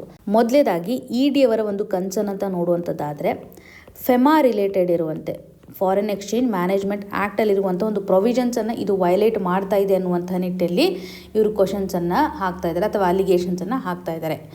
ಕೇರಳ ಬೇಸ್ಡ್ ಇರುವಂತಹ Kerala infrastructure investment fund board ಅಂತ ನಾವೇನು ಕರಿತೀವಿ, ಇದರ ಮೇಲೆ ಒಂದು ಅಲಿಗೇಷನ್ಸನ್ನು ಹಾಕ್ತಾ ಇದ್ದಾರೆ. ನೀವು ಫೆಮಾ ಅಲ್ಲಿರುವಂಥ ಒಂದು ರೂಲ್ಸನ್ನು ವೈಲೇಟ್ ಮಾಡ್ತಾ ಇದ್ದೀರಾ, ಈ ಒಂದು ಬಾಂಡು ವೈಲೇಷನನ್ನು ಮಾಡಿದೆ ಅಂತ. ಜೊತೆಗೆ RBI ಮೇಲೂ ಸಹ ಒಂದು ಕ್ವಶನನ್ನು ಮಾಡ್ತಾ ಇದೆ. RBI ಇವಾಗ ಅಪ್ರೂವಲನ್ನು ಕೊಟ್ಟಿರುತ್ತಲ್ಲ, ಡೆಫಿನೆಟ್ಲಿ ಮಸಾಲ ಬಾಂಡ್ ಇಶ್ಯೂ ಮಾಡಲಿಕ್ಕೆ RBIನೂ ಸಹ ಏನು ಮಾಡ್ತಾ ಇದೆ, ಎಕ್ಸ್ಟರ್ನಲ್ ಕಮರ್ಷಿಯಲ್ ಬಾರೋಯಿಂಗ್ ಅನ್ನುವಂಥ ಒಂದು ನಿಟ್ಟಿನಲ್ಲಿ ಏನು ರೂಲ್ಸ್ ಇದೆಲ್ಲ, ಇದನ್ನು RBIನೂ ಸಹ ವಯಲೇಟ್ ಮಾಡ್ತಾ ಇದೆ ಅಂತ RBI ಮೇಲೆ ಅಲಿಗೇಷನ್ಸನ್ನು ಹಾಕ್ತಾ ಇದೆ. ಸೊ ED ಇವತ್ತು ಕೇರಳ ರಿಲೇಟೆಡ್ ಇರತಕ್ಕಂಥ ಬೋರ್ಡ್ಗೂ ಕ್ವಶನ್ ಮಾಡ್ತಾ ಇದೆ, RBIಗೂ ಸಹ ಕ್ವಶನನ್ನು ಮಾಡ್ತಾ ಇದೆ. ಇಷ್ಟು ಕ್ಲಿಯರ್ ಆಗಿದೆ. ಇದರೊಂದಿಗೆ ಇನ್ನೊಂದು ಕನ್ಸರ್ನ್ ಏನಿದೆ ಅಂದರೆ, ಇವಾಗ ಫಂಡನ್ನು ರೇಸ್ ಮಾಡಿದ್ದಾರೆ. ಟೋಟಲ್ ಅಮೌಂಟ್ ನಾವು ನೋಡಿದ್ವಲ್ಲ, ಈ ಒಂದು 2150 crore ರೇಸ್ ಮಾಡಿದ್ದಾರೆ ಮಸಾಲ ಬಾಂಡಿಂದ. ಯಾವ ಒಂದು ಪರ್ಪಸ್ಗೋಸ್ಕರ ಮಾಡಿದಾರಲ್ಲ, ಆ ಪರ್ಪಸ್ ಮೀಟ್ ಆಗಿದೆ ಅನ್ನುವಂಥ ಒಂದು ಕ್ವಶನ್ ಮಾರ್ಕು ಸಹ ಕ್ರಿಯೇಟ್ ಆಗಿದೆ. ಸ್ಟ್ರಿಕ್ಟ್ಲಿ ಪರ್ಪಸನ್ನು ಫಾಲೋ ಮಾಡಿದ್ದಾರೆ. ಪರ್ಪಸ್ನ ಆಸ್ಪೆಕ್ಟ್ ಅಂತ ಬಂದಾಗ ಇನ್ಫ್ರಾಸ್ಟ್ರಕ್ಚರ್ಗೋಸ್ಕರ ಅಥವಾ ಪಬ್ಲಿಕ್ ಎಕ್ಸ್ಪೆಂಡಿಚರ್ಗೋಸ್ಕರ ಅಂತ ತೆಗೆದುಕೊಂಡಿರ್ತಕ್ಕಂಥ ಫಂಡನ್ನು ಸರಿಯಾದಂಥ ಒಂದು ಪರ್ಪಸ್ಗೋಸ್ಕರ ಯೂಸ್ ಮಾಡಿದಾರ ಅನ್ನುವಂಥ ಒಂದು ಕ್ವಶನ್ ಮಾರ್ಕು ಸಹ ಇಲ್ಲಿ ಕ್ರಿಯೇಟ್ ಆಗಿದೆ. ಏನಾದರೂ ವೈಲೇಷನ್ ಆಗಿದ್ದಾನಾ ಅಂತ. RBI ಪರ್ಮಿಷನ್ ಕೊಟ್ಟಿರೋದು ಸಹ ಇವಾಗ ಕ್ವಶನ್ ಮಾರ್ಕನ್ನು ಕ್ರಿಯೇಟ್ ಮಾಡಿದೆ. ಇವಾಗ ಯೂನಿಯನ್ ಗೌರ್ಮೆಂಟು ಈ ಒಂದು ಇಶ್ಯೂಗೆ ಸಂಬಂಧಪಟ್ಟಂತೆ ಹೇಳೋದೇನಂತಂದರೆ, ಸ್ಟೇಟ್ ಗೌರ್ಮೆಂಟ್ಗಳು ಏನೇ ಒಂದು ಸಾಲವನ್ನು ತೆಗೆದುಕೊಳ್ಳುವಂಥ ಸಂದರ್ಭದಲ್ಲಿ, ಪರ್ಟಿಕ್ಯುಲರ್ಲಿ ಒಂದು ಸಂವಿಧಾನಾತ್ಮಕವಾಗಿರುವಂಥ ಫ್ರೇಮ್ವರ್ಕ್ ಇದೆಯಲ್ಲ, ಸೊ ಸ್ಟೇಟ್ ಗೌರ್ಮೆಂಟ್ ಅಂತಂದಾಗ ಕೇರಳನೇ ಇವಾಗ ತೆಗೆದುಕೊಳ್ತಾ ಇದೆ ಅಂತಂದರೆ, ಅಥವಾ ಲೋನನ್ನು ತೆಗೆದುಕೊಳ್ತಾ ಇದೆ ಅಂತಂದರೆ ಒಂದು ಲಿಮಿಟ್ ಇರುತ್ತೆ. ಸ್ಟೇಟು ಒಂದು ಲಿಮಿಟ್ನ ಆಧಾರದ ಮೇಲೆ ಬಾರೋಯಿಂಗನ್ನು ಮಾಡ್ಬೋದು. ಸೊ ಆ ಒಂದು ಲಿಮಿಟನ್ನು ಬಾರೋ ಮಾಡಲಿಕ್ಕೂ ಸಹ ಸಂವಿಧಾನಾತ್ಮಕವಾಗಿರುವಂಥ ಇಂಪಾರ್ಟೆಂಟ್ ಆರ್ಟಿಕಲ್ ಅಂತ ನಾವು ಗಮನ ಹರಿಸುವಂಥದ್ದಾದರೆ particularly article 293 sub clause 1 and 3ನಲ್ಲಿ ಇದರ ಪ್ರೊವಿಷನ್ಸ್ಗಳು ರಿಲೇಟ್ ಆಗುತ್ತೆ. ಸ್ಟೇಟ್ಸು ಯಾವ ರೀತಿಯಾಗಿ ಒಂದು ಲಿಮಿಟೇಷನಲ್ಲಿ ಬಾರೋ ಮಾಡ್ಬೋದು ಅಂತ. ಒಂದು ವೇಳೆ ಏನಾದರೂ ಸೆಂಟ್ರಲ್ ಗೌರ್ಮೆಂಟೊಂದಿಗೆ ಸಾಲ ಏನಾದರೂ ಇತ್ತಂತಂದರೆ ಸೆಂಟ್ರಲ್ ಗೌರ್ಮೆಂಟ್ನ ಒಂದು ಪರ್ಮಿಷನ್ಸನ್ನು ತೆಗೆದುಕೊಳ್ಬೇಕು ಅನ್ನುವಂಥದ್ದಿದೆ, ಕನ್ಸೆಂಟು ತೆಗೆದುಕೊಳ್ಬೇಕು ಅನ್ನುವಂಥದ್ದಿದೆ. ಬಟ್ ಇವಾಗ ನೋಡಿ ಈ ರೀತಿಯಾದಂಥ ಮಸಾಲಾ ಬಾಂಡನ್ನು ಇಶ್ಯೂ ಮಾಡ್ತಾ ಇರೋದ್ರಿಂದ ಇಂಡೈರೆಕ್ಟ್ಲಿ ಇವರು ಸ್ಟೇಟ್ ಗೌರ್ಮೆಂಟ್ ಅವರು ಸಾಲವನ್ನು ತೆಗೆದುಕೊಂಡಿದ್ದಾರೆ ಸೆಂಟ್ರಲ್ ಗೌರ್ಮೆಂಟ್ ಹೇಳ್ದೇನೆ ಅಂತ ನಾವು ನೋಡ್ಬೋದು, ಪರ್ಮಿಷನ್ ತೆಗೆದುಕೊಳ್ದೇನೆ. ಆದರೆ ಕೇರಳದ ಒಂದು ಸ್ಟ್ಯಾಂಡ್ ಇಂಪಾರ್ಟೆಂಟ್ ಅಲ್ಲ. ಇಲ್ಲಿ ಕೇರಳದ ಒಂದು ಕನ್ಸರ್ನ್ ಏನಿದೆ ಅಂತಂದರೆ, ಕೇರಳ ಹೇಳ್ತಾ ಇದೆ ಇವಾಗೇನು ತೊಗೊಂಡಿದ್ದಾರಲ್ಲ ಸಾಲವನ್ನು ಅಥವಾ ಮಸಾಲಾ ಬಾಂಡನ್ನು, ಇದು ಯಾವುದೇ ರೀತಿಯ ಕಾಂಟ್ರವರ್ಸಿಯನ್ನು ಕ್ರಿಯೇಟ್ ಮಾಡಲ್ಲ. ವೈ? ಬಿಕಾಸ್ ಇದೊಂದು ಸ್ಟ್ಯಾಟ್ಯುಟರಿ ಬಾಡಿ ಆಗಿದೆ. ಬೋರ್ಡ್ ಅನ್ನೋದು ಸ್ಟ್ಯಾಟ್ಯುಟರಿ ಬಾಡಿ ಆಗಿದೆ, ಹೊರತಾಗಿ ಇದು ಸ್ಟೇಟ್ ಗೌರ್ಮೆಂಟಿಂದ ತೆಗೆದುಕೊಂಡಿರೋದಲ್ಲ ಅಂತ ಹೇಳ್ತಾ ಇದೆ. ಬಟ್ ಇಲ್ಲಿ ನೋಡಿ ED ಎಕ್ಸಾಮಿನೇಷನ್ ಮಾಡ್ತಾ ಇದೆ ಅಂದರೆ ಆಟೋಮೆಟಿಕ್ಲಿ ಇದು ಸೆಂಟ್ರಲ್ ಗೌರ್ಮೆಂಟ್ ಒಂದು ವಾಯ್ಸ್ ಅಂತಲೇ ಹೇಳ್ಬೋದಲ್ವಾ. ಸೊ ಸ್ಟೇಟ್ ಗೌರ್ಮೆಂಟ್ ಒಂದು ರೆಸ್ಪಾನ್ಸ್ ಅಷ್ಟೇ. ಇವಾಗ ನಾವು ಪ್ರಾಜೆಕ್ಟ್ಗೋಸ್ಕರ ಯೂಸ್ ಮಾಡ್ತಾ ಇದ್ದೀವಿ, ಸರಿಯಾದಂಥ ಒಂದು ರೀಪೇಮೆಂಟ್ ಆಗ್ತದೆ, ಇದು FRBM ಲಿಮಿಟ್ನಲ್ಲಿ ಕಂಡು ಬರೋದಿಲ್ಲ ಅಂತ ಇವರು ರೆಸ್ಪಾನ್ಸನ್ನು ಕೊಡ್ತಾ ಇದ್ದಾರೆ. ಸೊ ಇದೊಂದು ಫೆಡ್ರಲ್ ಇಶ್ಯೂ ಅಂತಲೇ ಹೇಳ್ಬೋದು. ಫಿನಾನ್ಷಿಯಲ್ ಫೆಡ್ರಲಿಸಮ್ಗೆ ಸಂಬಂಧಪಟ್ಟಂಥ ಒಂದು ಇಶ್ಯೂ ಆಗಿ GS ಪೇಪರ್ 2ನಲ್ಲಿಯೂ ಸಹ ಇದನ್ನು ನಾವು ಕನೆಕ್ಟ್ ಮಾಡ್ಕೋಬೋದು. ಸೊ ಇಶ್ಯೂ ಏನಿದೆ ಅಂತ ಕ್ಲಿಯರಾಗಿ ಅರ್ಥ ಮಾಡ್ಕೊಳ್ಳಿ. ಮಸಾಲಾ ಬಾಂಡ್ ಅಂದರೆ ಏನು ಅಂತ ನಿಮಗೆ ಕ್ವಶನ್ಸನ್ನು ಅಗೇನ್ ಕೊಡ್ಬೋದು. ಇದಕ್ಕೆ ಸಂಬಂಧಿಸಿದಂತೆ ಅದರಲ್ಲೂ ಆರ್ಟಿಕಲ್ ರಿಲೇಟೆಡ್ ಇರುವಂಥ ಕ್ವಶನ್ಸ್ಗಳು ಕೇಳ್ತಾರೆ. ಅಂದರೆ ಸ್ಟೇಟ್ ಬಾರೋಯಿಂಗ್ ಸಂಬಂಧಪಟ್ಟಂಥ ಪ್ರೊವಿಷನ್ಸ್ಗಳು ಯಾವ ಆರ್ಟಿಕಲಲ್ಲಿ ಕಂಡು ಬರುತ್ತೆ, 293 ಅನ್ನುವಂಥ ಒಂದು ಆರ್ಟಿಕಲ್ ಆಗಿರ್ಬೋದು. ಎಕ್ಸ್ಚೇಂಜ್ ರೇಟನ್ನು ರೆಗ್ಯುಲೇಟ್ ಮಾಡ್ಲಿಕ್ಕಂತಲೇ ಫಾರಿನ್ ಎಕ್ಸ್ಚೇಂಜ್ ಮ್ಯಾನೇಜ್ಮೆಂಟ್ ಆ್ಯಕ್ಟ್ ಅನ್ನುವಂಥದ್ದು ಸಹ ಇಂಪಾರ್ಟೆಂಟ್. ಇದರಲ್ಲಿರುವಂಥ ರೂಲ್ಸ್ಗಳನ್ನು ನಾವು ನೋಡ್ಬೋದು. ಈ ಒಂದು ಇಶ್ಯೂಗೆ ಸಂಬಂಧಪಟ್ಟಂತೆ ಎಕ್ಸಾಮಿನೇಷನ್ ಪರ್ಸ್ಪೆಕ್ಟಿವ್ ನಾವು ಪ್ರಿಲಿಮ್ಸ್ ಹಾಗೂ ಮೇನ್ಸಲ್ಲೂ ಸಹ ಬಹುಮುಖ್ಯವಾಗಿರ್ತಕ್ಕಂಥ ಪಾಯಿಂಟ್ಸ್ಗಳನ್ನು ಕನ್ಸಿಡರ್ ಮಾಡಬಹುದು. ಇನ್ನು ಮುಂದಿನ ಆರ್ಟಿಕಲಲ್ಲಿ ಡಿಪಾರ್ಟ್ಮೆಂಟ್ ಆಫ್ ಟೆಲಿಕಮ್ಯುನಿಕೇಷನ್ನ ಪ್ರಕಾರ Sanchar Saathi app must be pre installed on phones. ಈ ಒಂದು ಇಶ್ಯೂ ಜನರಲಿ GS ಪೇಪರ್ 2 ಅಂತ ಬಂದಾಗ government policies and interventions, important schemes ಆಗಿರ್ಬೋದು. GS ಪೇಪರ್ 3 ನಡಿನಲ್ಲೂ ಸಹ ಇನ್ಫ್ರಾಸ್ಟ್ರಕ್ಚರ್ ಆಸ್ಪೆಕ್ಟಲ್ಲಿ ಕವರ್ ಮಾಡ್ಕೋಬೋದು. ಇಲ್ಲಿ ನೋಡಿ ಸಂಚಾರ್ ಸಾಥಿ ಆ್ಯಪಿಂದ ತುಂಬ ಇಂಪಾರ್ಟೆಂಟ್ಲಿ ಫ್ರಾಡ್ ಆ್ಯಕ್ಟಿವಿಟೀಸ್ಗಳು ಏನಾಗ್ತಾ ಇರುತ್ತೆ, ಮೊಬೈಲ್ಗಳ ಒಂದು ಕಳ್ಳತನ ಏನಾಗ್ತಾ ಇರುತ್ತೆ, ಇದನ್ನು ಈಸಿಯಾಗಿ ಪತ್ತೆ ಹಚ್ಚಲಿಕ್ಕೆ. ಸೊ ಇದರಿಂದ ಇಂಪಾರ್ಟೆನ್ಸನ್ನು ನಾವು ನೋಡ್ಬೋದು. ಪರ್ಟಿಕ್ಯುಲರ್ಲಿ ಒಂದು ಮೊಬೈಲಲ್ಲಿ ಪ್ರೀ ಇನ್ಸ್ಟಾಲೇಷನನ್ನು ಮಾಡಬೇಕು ಈ ಒಂದು ಆ್ಯಪ್ ಆಗಿ ಅಂತ ಡೈರೆಕ್ಷನನ್ನು ನೀಡ್ತಾ ಇದ್ದಾರೆ, ಮಸ್ಟ್ ಅನ್ನುವಂಥದ್ದಾಗಿ ಹೇಳ್ತಾ ಇದ್ದಾರೆ. ಇಲ್ಲಿ IMEI ನಂಬರ್ ಅಂತಲೂ ನಾವು ಗಮನ ಹರಿಸ್ಬೋದು. ಈ ಒಂದು IMEI ನಂಬರ್ ಏನಿದೆಯಲ್ಲ, ಇದು 15 ಡಿಜಿಟನ್ನು ಒಳಗೊಂಡ್ತಕ್ಕಂಥ ಒಂದು ಐಡೆಂಟಿಟಿ ನಂಬರ್ ಅಂತ ಹೇಳ್ಬೋದು. ಒಂದು ಪರ್ಟಿಕ್ಯುಲರ್ ಮೊಬೈಲ್ ಸೆಟ್ ಅಂತ ನಾವು ತೊಗೊಂಡಾಗ ಈ ಒಂದು ಮೊಬೈಲಲ್ಲಿ ಇರುವಂತಹ ನಂಬರ್, ಇವಾಗ ನಮಗೆ ಹೇಗೆ ಆಧಾರ್ ನಂಬರ್ ಇದೆಯಲ್ಲ ಅದೇ ರೀತಿಯಾಗಿ ಮೊಬೈಲ್ಗಿರ್ತಕ್ಕಂಥ ಒಂದು ನಂಬರ್ ಅಂತ ಹೇಳ್ಬೋದು. 15 ಡಿಜಿಟನ್ನು ಒಳಗೊಂಡ್ತಕ್ಕಂಥ ಇಂಟರ್ನ್ಯಾಷನಲ್ ಮೊಬೈಲ್ ಇಕ್ವಿಪ್ಮೆಂಟ್ ಐಡೆಂಟಿಟಿ ಅಂತಲೇ ಇದನ್ನು ಗಮನ ಹರಿಸಲಾಗುತ್ತೆ. ಒಂದು ವೇಳೆ ಸಿಮ್ಮನ್ನು ನೀವು ಮೊಬೈಲಿಂದ ತೆಗೆದ್ರೂ ಸಹ ಮೊಬೈಲನ್ನು ಐಡೆಂಟಿಫೈ ಮಾಡಲಿಕ್ಕೆ ಸಾಧ್ಯತೆ ಇದೆ. ವಿತ್ ದಿಸ್ 15 ಡಿಜಿಟ್ಸ್ ನಾವು ಈಸಿಯಾಗಿ ಮೊಬೈಲನ್ನು ಪತ್ತೆ ಹಚ್ಬೋದು. ಇದು ಪ್ರಸ್ತುತವಾಗಿ ಮೊಬೈಲನ್ನು ಪತ್ತೆ ಹಚ್ಚತಕ್ಕಂಥ ಒಂದು ಅಥೆಂಟಿಸಿಟಿ ಅನ್ಬೋದು. ಇವಾಗ ಎಡಿಷ್ನಲ್ ಫೀಚರ್ಸ್ಗಳನ್ನು ನಾವು ಸಂಚಾರ ಸಾಥಿ ಆ್ಯಪ್ನ ಮುಖಾಂತರ ಈಸಿಯಾಗಿ ಈ ಒಂದು IMEI ನಂಬರ್ ಏನಿಲ್ಲ ಇದರ ಅಥೆಂಟಿಸಿಟಿಯನ್ನು ಸಹ ಇಲ್ಲಿ ಚೆಕ್ ಮಾಡಲಾಗುತ್ತೆ. ಸಿಮ್ಗೆ ಸಂಬಂಧಪಟ್ಟಂಥ ಒಂದು ಸೆಕ್ಯೂರಿಟಿಯನ್ನು ಸಹ ಕೊಡುವಂಥದ್ದು, ರಿಪೋರ್ಟಿಂಗ್ ಆಗಿರ್ಬೋದು, ಏನಾದರೂ ಫೀಚರ್ಸ್ಗಳನ್ನು ಬ್ಲಾಕ್ ಮಾಡುವಂಥ ಸಂದರ್ಭದಲ್ಲಿ. ಸೊ ಒಂಥರ ರೆಗ್ಯುಲೇಷನ್ ಮಾಡಲಿಕ್ಕೆ ಇದು ಸರಿ ಇದೆ ಅಂತ ಹೇಳ್ಬೋದು. ನಮ್ಮ ಒಂದು ಡಿಜಿಟಲ್ ಎಕೋಸಿಸ್ಟಮನ್ನು ರೆಗ್ಯುಲೇಷನ್ ಮಾಡಲಿಕ್ಕೆ ಇದು ಸರಿ ಆಗುತ್ತೆ ಅಂತಲೇ ಹೇಳ್ಬೋದು. ಬಿಕಾಸ್ ಇಲ್ಲಿ ನೋಡಿ ಅಥೆಂಟಿಸಿಟಿಯನ್ನು ಎನ್ಶೋರ್ ಮಾಡಲಿಕ್ಕೆ ಮುಂದಾಗ್ತಾ ಇರುವಂಥದ್ದನ್ನು ಗಮನ ಹರಿಸ್ಬೋದು. 2023ರಲ್ಲಿ ಇದನ್ನು ಲಾಂಚ್ ಮಾಡಿರೋದಾಗೆ. ಸೊ ಇಲ್ಲಿ ಕಳೆದು ಹೋಗಿರ್ತಕ್ಕಂಥ ಫೋನ್ಗಳನ್ನು ಈಸಿಯಾಗಿ ಪತ್ತೆ ಹಚ್ಚುವಂಥದ್ದನ್ನು ನಾವು ನೋಡ್ಬೋದು. ಈವನ್ ರಿಮೋಟ್ ಏರಿಯಾದಲ್ಲಿ ಏನಾದರೂ ಡಿವೈಸ್ಗಳನ್ನು ಬ್ಲಾಕ್ ಮಾಡುವಂಥ ಸಂದರ್ಭದಲ್ಲಿ ಅದನ್ನು ಸಹ ಐಡೆಂಟಿಫೈ ಮಾಡಲಿಕ್ಕೆ ಸಾಧ್ಯತೆ ಇದೆ. ಸೊ ಮೊಬೈಲ್ ನಂಬರನ್ನು ಏನು ಮಾಡಿರ್ತಾರೆ ಅಂದರೆ ಆಧಾರ್ಗೆ ಲಿಂಕ್ ಮಾಡುವಂಥದ್ದನ್ನು ನಾವಿಲ್ಲಿ ಗಮನ ಹರಿಸ್ಬೋದು. ಪರ್ಟಿಕ್ಯುಲರ್ಲಿ ಆಧಾರ್ ಲಿಂಕೇಜನ್ನು ಸಹ ಮಾಡುವಂಥ ಒಂದು ಕಂಟೆಕ್ಸ್ಟನ್ನು ಇಲ್ಲಿ ಗಮನ ಹರಿಸ್ಬೋದು. ಇದರಿಂದ ಈಸಿಯಾಗಿ ನಾವು ಅನ್ಅಥರೈಸ್ಡ್ ಸಿಮ್ಸನ್ನು ರಿಪೋರ್ಟ್ ಮಾಡುವಂಥದ್ದಾಗಲಿ ಇವೆಲ್ಲವನ್ನು ಪತ್ತೆ ಹಚ್ಚಲಿಕ್ಕೆ, ಐಡೆಂಟಿಟಿ ಮಿಸ್ಯೂಸ್ ಆಗ್ತಾ ಇರೋದನ್ನು ಸಹ ತಡೆಗಟ್ಟಲಿಕ್ಕೆ ಸಹಕಾರಿಯಾಗುತ್ತೆ. ಸಮ್ಟೈಮ್ಸ್ ಏನಾಗುತ್ತೆ ಅಂದರೆ ಫೋನ್ ಕಳೆದ್ರೂ ಸಹ ನಮಗೆ IMEI ನಂಬರ್ ಏನಿದೆ ಅಂತ ಗೊತ್ತಾಗೋದಿಲ್ಲ. ಆದರೆ ಈ ಒಂದು ಸಂಚಾರ ಸಾಥಿ ಆ್ಯಪ್ ಇತ್ತಂದರೆ ಅಥೆಂಟಿಸಿಟಿ ಅವೆಲ್ಲನೂ ಸಹ ಐಡೆಂಟಿಟಿ ನಂಬರ್ ಈ ಒಂದು 15 ಡಿಜಿಟ್ ಎಲ್ಲನೂ ಸಹ ವೆರಿಫೈ ಆಗಿಬಿಡುತ್ತೆ. ಸೊ ಹಾಗಾಗಿ ನಾವು ಈಸಿಯಾಗಿ ಪತ್ತೆ ಹಚ್ಬೋದು ಅಂತಲೇ ಗಮನ ಹರಿಸ್ಬೋದು. ನಾವು ಇವಾಗ ಸೆಕೆಂಡ್ ಹ್ಯಾಂಡ್ ಫೋನ್ ಮಾರ್ಕೆಟ್ನೂ ಸಹ ರೆಗ್ಯುಲೇಷನ್ ಮಾಡ್ತಾ ಇಲ್ಲ, ಎಲ್ಲೂ ಸರಿಯಾದಂಥ ರೆಗ್ಯುಲೇಷನ್ಸ್ಗಳಾಗ್ತಾ ಇಲ್ಲ, ಇಲ್ಲಿ ಮಿಸ್ಯೂಸ್ ಆಗುವಂಥ ಒಂದು ಸಾಧ್ಯತೆ ಇರುತ್ತೆ. ಸೊ ಆ ಒಂದು ಹಂತದಲ್ಲಿ ಈಸಿಯಾಗಿ ಮೊಬೈಲನ್ನು ಪತ್ತೆ ಹಚ್ಚಲಿಕ್ಕೆ ಸಹಕಾರಿ ಆಗುತ್ತೆ ಅಂತಲೇ ನಾವು ಗಮನ ಹರಿಸ್ಬೋದು. ಇವಾಗ ನೋಡಿ ಫ್ರಾಡ್ ಆ್ಯಕ್ಟಿವಿಟೀಸ್ಗಳು ಜಾಸ್ತಿ ಆಗ್ತಾ ಇದೆ. ನಾವು ಆಲ್ರೆಡಿ ನೋಡಿರೋ ಪ್ರಕಾರ ಡಿಜಿಟಲ್ ಅರೆಸ್ಟ್ ಸ್ಕ್ಯಾಮ್ಸ್ಗಳು ಸಾಕಷ್ಟು ಇರ್ತಾ ಇರೋದ್ರಿಂದ it is one of the initiative to control the fraud activities ಅಂತ ಹೇಳ್ಬೋದು. ಸೈಬರ್ ಕ್ರೈಮ್ಸ್ಗೆ ಸಂಬಂಧಪಟ್ಟಂತೆ ತೆಗೆದುಕೊಂಡಿರುವಂಥ ಇನಿಷಿಯೇಟಿವ್, ಇದರ ಒಂದು ಇಂಪಾರ್ಟೆನ್ಸ್ ಸಿಂಪಲ್ಲಾಗಿ ಅರ್ಥ ಮಾಡ್ಕೊಳ್ಳಿ. ಸಂಚಾರ ಸಾಥಿ ಆ್ಯಪ್ನ ಇಂಪಾರ್ಟೆನ್ಸ್ ಏನಿದೆ ಅಂತ ಕ್ಲಿಯರಾಗಿ ಆಬ್ಜೆಕ್ಟಿವ್ನ ಆಧಾರದ ಮೇಲೆ ಕ್ವಶನ್ಸನ್ನು ಕೇಳ್ಬೋದು. ಇವಾಗ ಆಗ್ತಾ ಇರುವಂಥ ಸೈಬರ್ ರಿಲೇಟೆಡ್ ಇರುವಂಥ ಇಶ್ಯೂಸ್ಗಳನ್ನು, ಡೀಪ್ ಫೇಕ್ ಸ್ಕ್ಯಾಮ್ಸ್ಗಳು ಜಾಸ್ತಿ ಆಗ್ತಾ ಇದೆ, ಲೋನ್ಸನ್ನು ತೆಗೆದುಕೊಳ್ಳಿ ಅಂತ ಎಷ್ಟೊಂದು ಕಾಲ್ಸ್ಗಳು, ಎಷ್ಟೊಂದು ಮೆಸೇಜಸ್ಗಳು ಬರೋದನ್ನು ನಾವು ಗಮನ ಹರಿಸ್ಬೋದು. ಇವುಗಳನ್ನೆಲ್ಲವನ್ನು ಕಂಟ್ರೋಲ್ ಮಾಡಬೇಕು ಅನ್ನುವಂತಹ ನಿಟ್ಟಿನಲ್ಲೇ ಡಿಜಿಟಲ್ ಗವರ್ನೆನ್ಸ್ ನಡಿನಲ್ಲಿ ಈ ಒಂದು ಸ್ಟೆಪ್ಪನ್ನು ತೆಗೆದುಕೊಂಡಿದ್ದಾರೆ ಅಂತ ನಾವು ಗಮನ ಹರಿಸ್ಬೋದು. ಇನ್ನು ಮುಂದಿನದಾಗಿ, why does India need bioremediation? ಈ ಒಂದು ಇಶ್ಯೂ GS ಪೇಪರ್ 3ನಲ್ಲಿ ಬಹುಮುಖ್ಯವಾಗಿ ಪೊಲ್ಯೂಷನ್ ರಿಲೇಟೆಡ್ ಇರುವಂಥ ಆಸ್ಪೆಕ್ಟಲ್ಲಿ ನಮಗೆ ಸಹಕಾರಿಯಾಗುತ್ತೆ ಅಂತಲೇ ಹೇಳ್ಬೋದು. ಇಲ್ಲಿ ಬಯೋ ರೆಮಿಡಿಯೇಷನ್ ಅಂದರೆ ಏನು, ಇದರ ಮೇಲೆ ಸಾಕಷ್ಟು ಕ್ವಶನ್ಸ್ಗಳನ್ನು ಇದು ಆಲ್ರೆಡಿ ಕೇಳಿದ್ದಾರೆ. ಪ್ರಿಲಿಮ್ಸ್ ಪರ್ಸ್ಪೆಕ್ಟಿವಲ್ಲಿ ಆಗಿರ್ಬೋದು, ಮೇನ್ಸಲ್ಲೂ ಸಹ ತುಂಬ ಇಂಪಾರ್ಟೆಂಟ್ಲಿ ಬೇಕಾಗಿರುವಂಥ ಇಶ್ಯೂ ಅಂತಲೇ ನಾವು ಗಮನ ಹರಿಸುವಂಥದ್ದು. ಸೊ ಬಯೋ ರೆಮಿಡಿಯೇಷನ್ ಅಂದರೆ ಏನು ಅನ್ನೋದಾಗಿ ಮೊದಲು ತಿಳ್ಕೊಳ್ಬೇಕು. ಯಾಕೆ ಇದು ನೀಡಿದೆ, ಇಂಡಿಯಾದಲ್ಲಿ ಯಾಕೆ ಇದರ ಒಂದು ಅವಶ್ಯಕತೆ ಇದೆ ಅನ್ನುವಂಥ ಆಸ್ಪೆಕ್ಟನ್ನು ಈ ಒಂದು ಆರ್ಟಿಕಲಲ್ಲಿ ನೋಡೋಣ. ಇಲ್ಲಿ ನೋಡಿ, ಬಯೋ ರೆಮಿಡಿಯೇಷನ್ ಅಂದರೆ ಏನು ಅಂತ ಫಸ್ಟ್ ತಿಳಿದುಕೊಳ್ಬೇಕಲ್ವಾ. ಬಯೋ ರೆಮಿಡಿಯೇಷನ್ ಅಂದರೆ ನಥಿಂಗ್ ಬಟ್ ಇವಾಗ ಮೈಕ್ರೋಬ್ಸ್ಗಳು ಎನ್ವಿರಾನ್ಮೆಂಟನ್ನು ಕ್ಲೀನ್ ಮಾಡುವಂಥ ಒಂದು ಪ್ರೊಸೆಸ್. ಇಲ್ಲಿ ಮೈಕ್ರೋ ಆರ್ಗ್ಯಾನಿಸಮ್ಸ್ಗಳು, ಬ್ಯಾಕ್ಟೀರಿಯಾ, ಫಂಗೈ, ಅಲ್ಗೆ ಇವೆಲ್ಲವೂ ಏನು ಮಾಡುತ್ತೆ ಅಂತಂದರೆ ಎನ್ವಿರಾನ್ಮೆಂಟಲ್ಲಿ ಇರ್ತಕ್ಕಂಥ ಒಂದು ಪೊಲ್ಯೂಷನನ್ನು ಡಿಟಾಕ್ಸಿಫೈ ಮಾಡುವಂಥದ್ದಾಗಿರ್ಬೋದು ಅಥವಾ ಡಿಗ್ರೇಡ್ ಮಾಡುವಂಥ ಒಂದು ಪ್ರೊಸೆಸನ್ನು ಮಾಡುತ್ತೆ. ಫಾರ್ ಎಕ್ಸಾಂಪಲ್, ಇವಾಗ ಸಾಯಿಲಲ್ಲಿ ಏನಾದರೂ ಒಂದು ಮಟೀರಿಯಲ್ ಇತ್ತಂದರೆ, ವೇಸ್ಟ್ ಮಟೀರಿಯಲ್ ಇತ್ತಂದರೆ ಮೈಕ್ರೋಬ್ಸ್ಗಳು ಏನಾಗುತ್ತೆ, ಅದನ್ನು ಡಿಗ್ರೇಡ್ ಮಾಡುತ್ತೆ. ವಾಟ್ರಲ್ಲಿರ್ಬೋದು, ಏರಲ್ಲಿರ್ಬೋದು. So bioremediation is nothing but ಮೈಕ್ರೋ ಆರ್ಗ್ಯಾನಿಸಮ್ಸ್ಗಳು ಇವತ್ತು ಎನ್ವಿರಾನ್ಮೆಂಟನ್ನು ಕ್ಲೀನ್ ಮಾಡುವಂಥ ಪ್ರೊಸೆಸ್. ಇದು ನಿಮಗೆ ಕ್ಲಿಯರಾಗಿ ಗೊತ್ತಿರಲಿ. ಇವಾಗ ನೋಡಿ, ಬಯೋ ರೆಮಿಡಿಯೇಷನ್ ಅಂತ ಬಂದಾಗ 2 ರೀತಿಯಾದಂಥ ಪ್ರೊಸೆಸ್ ಅಥವಾ ಟೈಪ್ಸ್ಗಳಿದ್ದಾವೆ ಅಂತ ಹೇಳ್ಬೋದು. ಇನ್ ಸಿಟು bio remediation, X situ bio remediation.